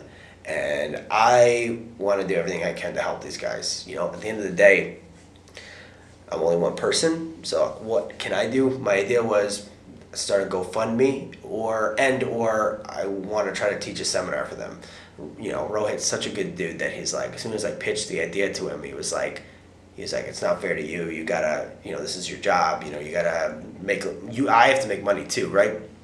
But at the end of the day, you know, it's a small thing for me to teach one seminar to help him out. You know what I mean? Because I think I could get them maybe like 2-3 months rent.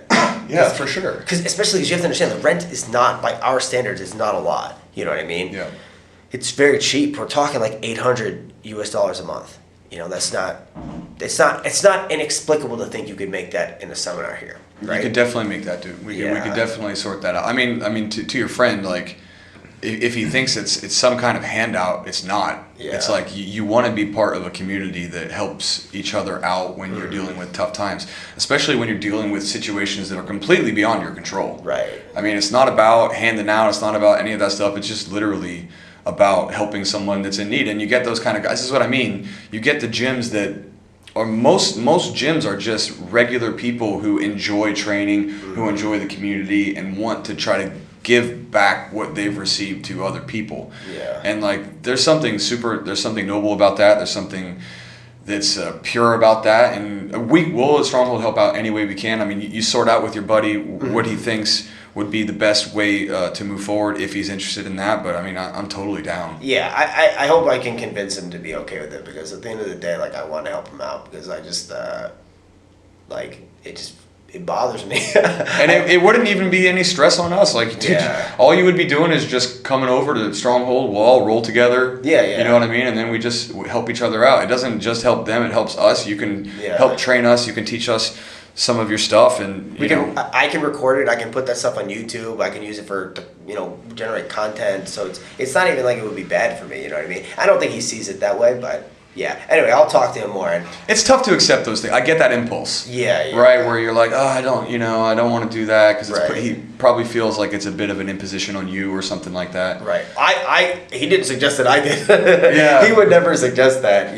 Like, Yeah. I put forth the idea, but yeah, you know what I mean. And it's like, it's like to me, it would be a legitimate fucking tragedy if their gym shut down. It's more than anything else. It's out of respect for me appreciating and respecting what he built. I visited his original academy, and to me, that's the ideal academy. It was the ideal academy where, like, it's just really good vibes, and everybody's training at a very high level, and they're getting really good together, and everybody's like super friendly. Like, I hung out with those guys, and it was like, man, I wished I could have spent like months in India. I had so much fun with them. Like, I loved it so much.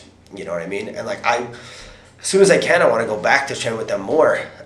So really, it's just selfish, because I just want to train with them more. Yeah. Well, it would be much more of a tragedy, I would say, if like their gym were to close down. That's what I'm saying. More than it would be any imposition on you, or to do a seminar, or me to host one, or anything like that. Like, that's just nothing. If we can all collectively rise, if they can stay open, if we can learn some of your techniques, if you put it out on the internet for other people wherever they are to start to try to get some of your concepts and drill some of your techniques, it's win-win-win. Right. You know what I mean? There's no downside to that. It's just I agree. helping out one jiu-jitsu community to the other. Yeah. So you have something on them, right, Jake? Yeah. So that's the.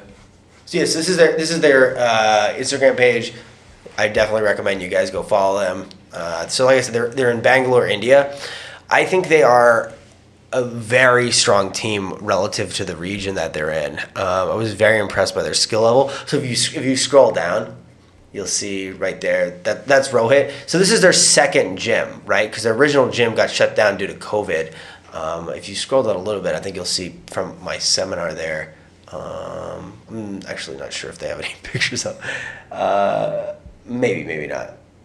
You keep going a little bit. So this is all the new gym. This is the second one, eh? Yeah. This is you can tell because it's gray. Yeah. The original one was blue. Yep. See There's the the original. Yep. See, there you are. There you are. So no pictures from the seminar, but I guess the promo picture for the seminar.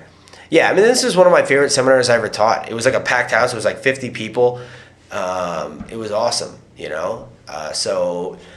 Yeah, I mean, I said to Rohit as a joke, just think of it as payment for like the Indian food you guys got.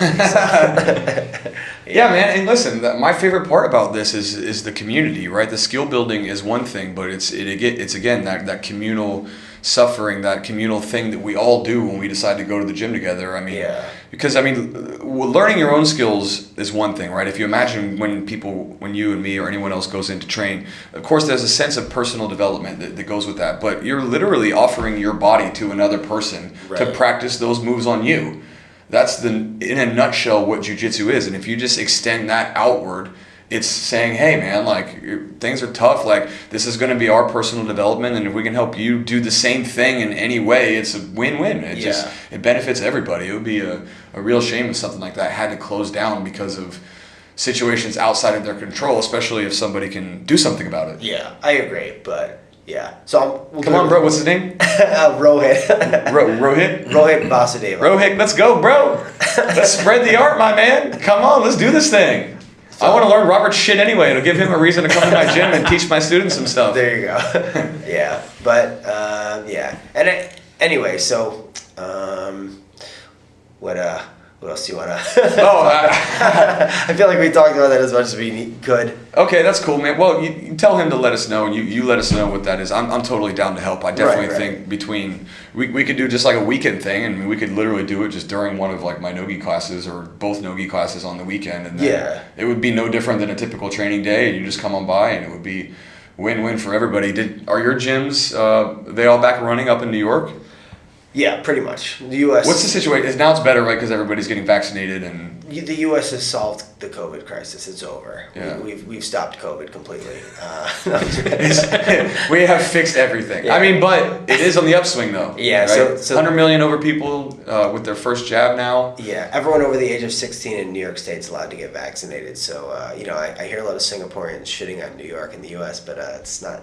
You guys don't have that yet, right? Well, the U.S. struggled in the beginning. We finished strong. There you go.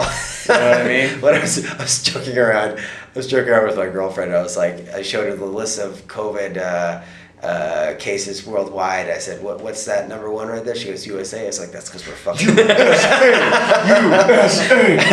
We're winners. That's it. We fucking the fastest path to the bottom and the quickest path of redemption. There you go. Iconic American story. That is America in a nutshell. Yeah. Right? Quick sliding to the bottom and rising like a phoenix to get to the top. Yeah. All right, man. Well, I mean, we could wrap this thing here, man. That was cool. Is there anything else you want to hit up? No, not really. We talked about, I think, a lot of interesting topics. Jake, did you you've been quiet over there. Do you have anything you want to ask Robert, or is there anything else we should hit up before we move on? Well, unless you want to do a quick breakdown in the today's UFC. We can touch it up pretty quick. We can take a quick 10 or 15 to do this. So I'll tell you guys the funny Chris Weidman story. Did you guys want to hear that? Yeah, totally, dude. Hit us up because we got to say, rest up, Chris Weidman. That was brutal, man. Yeah, it was. You never want to see that. It's almost surreal because it's literally the same injury. Anderson Silva. I mean, that's so crazy. If you wrote that in a story, people would say that it's too fictitious. Exactly. Like reality is stranger than fiction. Yeah, I hope he fights again Because it's the kind of injury that, I mean, it was a bone injury. It's not like he That's took a brain as damage. compound as a compound fracture gets, though, man. That was brutal. But the bones will heal, though. Yeah, the bones will heal. Yeah, so I think he's probably fine. I mean, it looks Something very... to be said psychologically, too, though, man. Like, coming back from that, he's having a bad day right now. Like, yeah, no doubt. I mean, it's definitely not fun. But I'll tell you what, I still think a bone injury is probably better than, like, a knee ligament. Or it is. Yeah. It'll heal faster. I mean, Anderson came back. He came back and didn't look quite himself, but he still won some fights. He definitely never looked the same again. But I don't know, is that just old age, or was that the leg injury? Weidman's getting up there as well. What is he? He's 36 now? He's 36, I think, yeah. I mean, Something like that. just from a technical perspective, that was a little rough. Hey, I mean, he didn't set that low kick up at all. Yeah. You know, you throw this is one of the things, I just did a breakdown of that fight with a few other ones, and I think this is one of the reasons why you're seeing the emergence of that low calf kick, is because it takes out the check. Right, like if I aim for the lower part of your leg and you lift your leg, you're just going to kick foot or you're going to kick ankle. Okay. And that's going to be like the denser part of my shin hitting the even smaller part of your foot or leg. Most breaks, if you look at like the 3 UFC breaks, Anderson, Weidman, Corey Hill, those all happen from like the knee, checking with the knee or checking with that upper part of the shin, the really dense bone. And generally when you're kicking with that lower part of the shin. Right. And so one of the reasons why that low calf kick is so popular, and also the muscle wraps around really, really far in toward the front of the shin and the lower part of the leg, right? Like there's no muscle here on the top part, but I can catch you literally on just off the center line of my lower calf, and it's still on the front of the leg. Right. It's so hard to check such a small area, and even if you do, you're dealing with similar bone density. It's not like me kicking you with the small part of my shin and hitting the fucking meat of your knee or that upper shin. Yeah. And that's like where all breaks happen. Right. So I think this is why you're seeing that emergence of that low calf kick, because in some sense it's much safer and it does so much damage. Well, this is totally foreign to me. I don't know. You didn't train enough Muay Thai to get leg kick, bro? Not really. You never eaten a hard low kick, dude? I probably did at some point. I mean, you know how to take out a heel, but do you know how to take out a calf, dude? Come on. No, not a calf destruction expert. Yeah. Well, see, there's other ways that you can destroy the lower half of the body, bro. Right. You know what I mean? Yeah. What's your Chris Weidman story? Oh, it's just a stupid, funny story. You never trained with him in New York, because I know he frequented I never rolled with him. He stopped going, I think, when I started going. Purely coincidence, I think. And he's also a Matt Serra guy, right? Like more than a Danaher guy. Yeah, but those guys train, like Matt Serra and the Serra guys and the DDS guys are kind of like one and the same. Yeah. I mean, a lot of those guys like Jason Round, Nick Ronan. Well, Danaher and Sarah grew up together training, right? Yeah. I think, Sarah was like his... Coach, Purple Belt when he started or something like that? Yeah, Sarah was definitely like above him in the belt rankings, right? So Sarah was like, I think, a generation before. But like those guys, I mean, I've been to Sarah's plenty of times, and those guys have been to the Blue Basin plenty of times. Like there's really... they're really like one and the same team almost at like the higher competitive levels, I would say. But like anyway, so... The Weidman story. So I was at Penn Station, and this crazy homeless lady asked me for money, and you don't give money to homeless people in New York.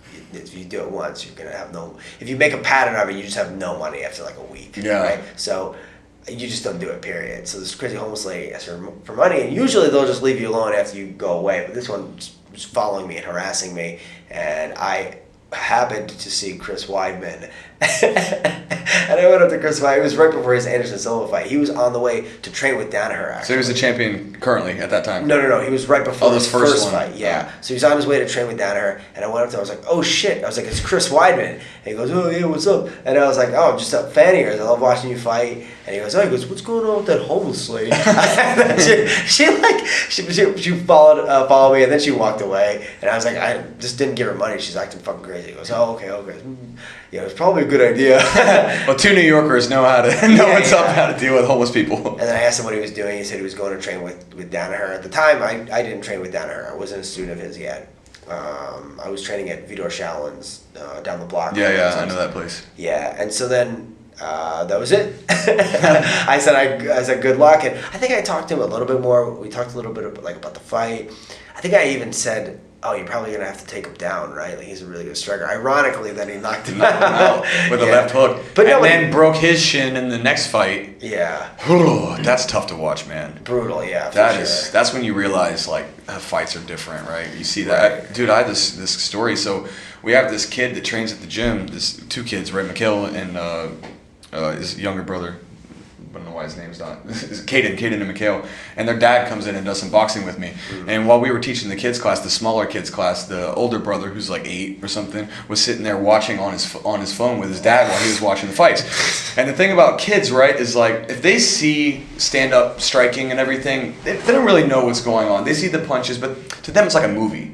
They can't really internalize the pain and what's happening. So to them, it really seems no different than if they're watching a movie and some like an Avengers movie and people are fighting and punching each other. They're not really thinking about the pain that happens. Yeah. But then I look over and I just see their eyes big, and he's like, ah! And he makes this thing because even a small kid, when you see a fucking legs snap over and he falls back on it and it folds over, and I was like, oh, I don't know if he's recovering from that one, man, because then all of a sudden the grisly context of fighting is apparent. It's not superficial. Like, that's so graphic to see. And he was like, no, stop watching.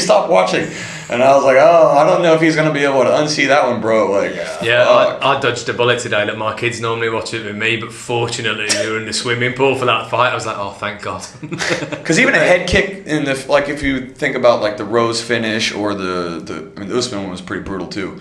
But, you know, you drop them, you follow them up with strikes, they kind of get up or whatever, but there's something about that grisly leg break. I mean, that is the hardest injury to watch, in my opinion, is you see that shin break. Definitely one of the grossest by far. It's very like I don't plan on rewatching it. I don't either. But then people are already people memeing it and shit already, and I'm just like, fucked up. I know, dude. I saw like all of them already, like 10 fucking memes of him. I'm just like, ugh. Well, it always happens after MMA fights. So it's like the Ben Askren Jake Paul thing. There were memes like 5 minutes, not even that long actually. I know. Yeah. And he had 2 horrible memes too, like the Masvidal one and the Askren back to back. Like after 10 years of dominance. And then he's basically just going to be subjugated to meme status for like... It's awful. The man won 2 NCAA D1 titles. The Hodge Trophy. An Olympian. And that's 10 years undefeated. Multiple organization world champion. Yeah. And he's basically just 2 memes now. That's his legacy now. I mean, what a fucking terrible Knocked situation. out by a YouTuber, knocked out by Street Jesus 2 fights in a row. At least the Jorge Masvidal is like a legitimate fighter. Jake Paul was the one that beat him, right? Yeah. Okay. Jake Paul is like the guy is a goof. I know, like, he's a YouTuber. You gotta And the younger generation of like 10-year-olds that are making all those memes and shit, as that generation gets older, that's how Ben Askren is getting associated as. It's not as like the one champion, the Bellator champion, who beat Douglas Lima and Koreshkov, and you know what I mean? Like, didn't take a punch in, what was it, like four fights in a row in one or something? Yeah. He didn't take a punch. They just see that dad bod eating that overhand right from this YouTuber, and they're just like, oh God. So what we have to balance with Askren's legacy going forward is what weighs heavier? His reign as the one champion where 15 kajillion potential viewers a fight watched him, or 15 kajillion, million, quintillion, mammillion. That is one area where we universally shit on one. Right. 12 kajillion people are currently watching this broadcast from 400 countries. Really? Are we really going there? Unborn children in the womb. Yeah, we include fetuses and chromosomes as one person. Right.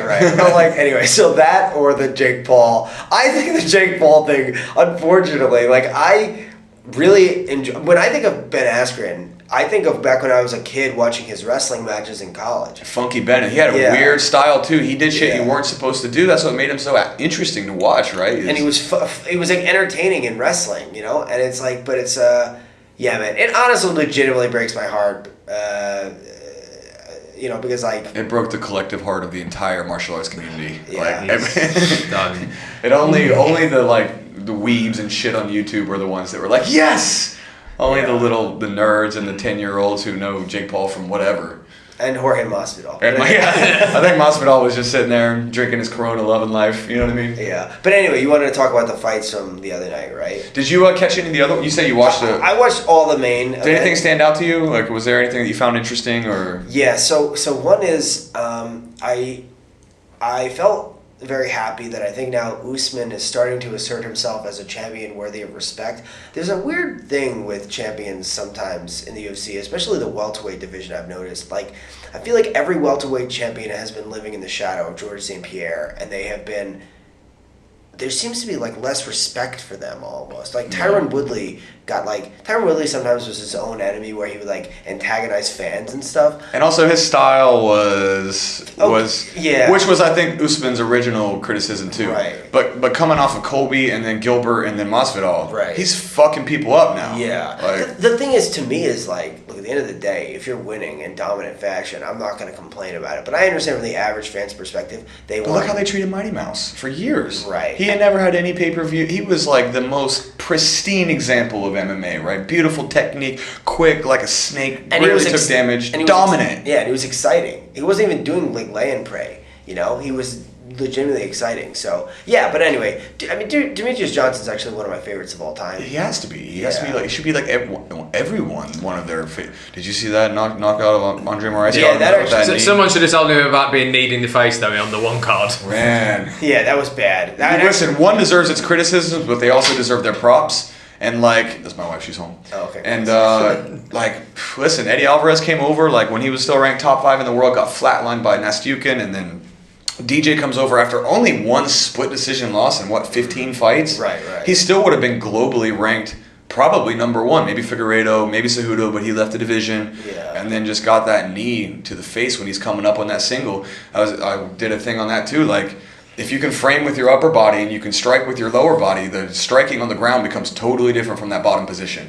Right. You're coming up on a single leg. Like in the UFC, I can't frame you and keep you down and punch you. But if I can frame you with my upper body and strike you with my lower body, whether it's a soccer kick or a knee or something like that, it is a game changer. Yeah. Especially like the guard too. Yeah. Like my buddy Major knocked out one of the Evolve instructors who I was training with at the time. This is before I knew Major, and it was just one of those things. Like he kind of just lightly passed through the guard by, and when Bruno Pucci is his Angela Lee's husband, okay. and when he was trying to re-guard, he just stepped over his legs and boom, punted him right in the head. A soccer kick. Yeah. Wow, nice. So I mean, when you can create distance with your upper body frames when the person's below you and strike with your lower body, whoo! That's a game changer, dude. Gonna have to YouTube that one. I still want to see that. Pull that up. It is the most brutal soccer kick I've ever seen. I'm telling you now, it is sickening. Oh my god. Major's a long-time friend. He's been on the podcast several times, and I'll plug Major. Can you pull that up, Jake? Yeah. While we're talking about that. I've met Major twice. So I trained at Team Highlight Reel, which I know doesn't exist anymore now. It's Matrix Jiu Jitsu. Yeah, that's right. I haven't been there, but I've seen pictures of the inside. To me, it looks way nicer than the Highlight Reel location. Would you agree or no? I haven't been there yet. When I spoke to him last in person is when he was on the podcast. Like it was the week he opened the gym up. How long have they been open? Is it brand new? Yeah, a couple months, maybe max. They only just opened up. They had like closed door sessions for a little bit there, and then they only opened up to the general public. Yeah, a couple months ago. Right. But we have a lot of students that train in both places. Like Tiffany Teo, I don't know if you know her. I know her. She fights in one. She comes and trains with us, and she's a student. I roll with her. She's awesome. She's yeah, awesome. Yeah. She comes in and she's trainings with Charmaine and trains with us, and yeah, dude, this soccer kick is brutal. And then, but yeah, man, it does. This is another thing that's interesting about like how the rules can manipulate the outcomes, right? Because when you can strike with your lower body, man, that bottom position turtle is totally different if I can knee your head. Right. Because if it's UFC rules, I have to like push down your head or I have to frame you, and all I can do are these little punches. But when I can frame with both and I have the leverage of firing a knee from distance to the top or side of your head, it makes being on the bottom so much more dangerous. Yeah. Oh yeah, there we go. We got it. So make it full screen if you don't mind. Yeah. It's because it's a little small. Yeah, so that's Major when he was about 30 kilos lighter. Oh, he's heavier now? He's a thick boy now. Jeez. This is bantamweight, dude. Oh, wow. Major's like quite a bit bigger now. Yeah. But so I cornered him for his next fight and won after this. So watch this. Watch him throw the leg spike. Boom! He didn't even throw the leg spike. He just literally stepped in like one leg in the middle. Go back one more time. I mean, never get tired of seeing this for some reason. That's a brutal kick, it's so clean. Jeez. Yeah. And he didn't even use, I mean, he dropped him with the hook. Yeah. But then just stepped in and brought that foot right around the leg. Just, boom! Oh, wow, man. That's just good quality fun. Yeah. That's something the whole family can enjoy. Yeah, exactly. What's up? Oh, yeah, that's just that. Yeah, man, that's brutal. Anyway, so the last thing, let's finish on that Usman bit. So you were saying you're glad he finally got the respect he deserved? It was a super clean punch. It's just, I don't know, it's just kind of like, I don't really give a shit that much, but it's kind of nice for me to see like him getting more respect now. Do you like watching those wrestlers? Because you say you're a wrestling fan, right? Yeah. So do you follow those guys like from when they were wrestling in the NCAAs to when they're like fighting through the ranks and then becoming UFC champion? I mean, it's such a common theme. I love watching grapplers have success. You know, at the end of the day, a wrestler's a grappler. You know, so those guys are having success in MMA. I enjoy watching it. You're wearing a Habib shirt. Dude, I love Habib. Yeah, dude, Come on, man. He's my favorite fighter. Yeah, dude, I love Habib. I think you can study a lot of his game for pure grappling. You know what I mean? For sure. Yeah, similar. He's mounted triangling people, armbarring people. His guard is nasty. Yeah. He's on top a lot, but if you watch his early fights, dude, his guard is nasty. Yeah, I've seen a lot of the early ones. But anyway, so yeah, so it's nice to see. You know, I enjoyed it. The other one, the Rose Namajunas one, that one sort of bummed me out a little bit because I like Zhang. Yeah, she's my wife's favorite fighter. Yeah. And to get head kicked like that was pretty rough. And Rose made some kind of offensive comments before the fight. About the communism and all that. Yeah, it's stuff. she's like, come on, man. Like, Yeah. it's you think like Zhang Weili, like she's has anything to do with what the CCP does, dude? Shut the fuck up. Exactly. Like, anybody can say what they want, but in that kind of context, you kind of got to stay in your lane a little bit because you don't know what those people are going right, through. Exactly. It just strikes me as very douchey, right? Like you're gonna comment on this, and 100%. Like I think she regretted it though. She made that comment at the end of the fight. Did you see the post fight? No. She kind of brought it up and was like, "Oh, I didn't mean to offend anybody, but I want everybody to be treated equally." And, she kind of, I think she knows that she should have. She stuck her foot in her mouth. It's easy to say that after you've won. You know what I mean? Yeah, exactly. So, exactly. Yeah, when you've won in such dominating fashion. Because if Zhang Weili won, she's gonna be like, communism. I was talking shit. But so I don't know. Like I was definitely rooting for Zhang. I remember when she won, I thought that was really cool. Weili Zhang won the belt, that is, right? Yeah, that was cool to see. The fight with Joanna was just ridiculous. Yeah, it was awesome. Oh man, one of the best fights I've ever seen. Yeah. But Rose's technique, man, she's like a snake, dude. Her footwork, the way she moves her head, the punches are just laser beam straight. And that head kick she landed, to land a head kick, right? I mean, that thing slipped right in the window. So the foot positioning, I'm a nerd about all of it, right? That's why I always say, I'm an MMA black belt. I'm not like a jiu-jitsu black belt. Because I spend thousands of hours, and wrestling was my first thing, just doing boxing and Muay Thai and shit. I love everything equally. I'm MMA to the core, right? Right. That's where and just the foot position and the way that she was able to sneak that head kick between the glove, because the hand was up. The angle has to be perfect for the foot just to come in and boom, hit just that right spot. It was amazing. Yeah, okay, yeah. So, from my limited, dumb striking perspective, I didn't catch that. But it's definitely I clearly fine technique, so yeah. I can't believe you never were able to geek out about striking. I mean, you can get down to the nuclear level just like jiu-jitsu, right? It's just different, right? Yeah. I mean, at the end of the day, I think that, I understand anyone who's super into something, I understand being into that. I'm just not into that. Yeah. We try to learn predispositions for things that we find fascinating and interesting. And, right, yeah. And even like martial arts, right? You'll meet the people that are specialists and they don't want to go do boxing and Muay because they're so deeply fascinated by this one element of it or this one style of martial arts or whatever the case may be. Yeah. But that was pretty much all the fights. Nothing else really happened. Yeah, we pretty much hit it. We can wrap it up, man. Yeah. We're getting toasty in here. 2 hours deep. This is one of the longer ones we've done. Oh, okay. Robert, it's been a pleasure, my man. Thanks. Yeah, I enjoyed it for sure. Let's do it again, bro. I can sit here and geek out on martial arts and leg locks and all this stuff for ages, man. I thoroughly enjoy it.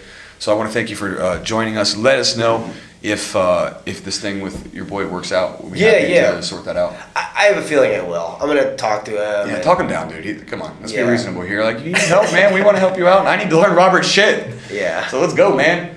Rohit, yes. Yeah, see, I got it. All right. And but shout out your social media and shit, dude. Because if you're a jiu-jitsu player and you're not following, especially if you're a no-gi guy, and you're not following Robert's Instagram, you're fucking up because I'm saving all that shit so that I can steal from the pot. You know what I mean? Yeah, it's Robert Degle BJJ. It's pronounced Degle, so Robert Degle BJJ. I'm on Instagram, YouTube. Longer form content is available there, and I have instructionals on my site, robertdeglebjjonline.com.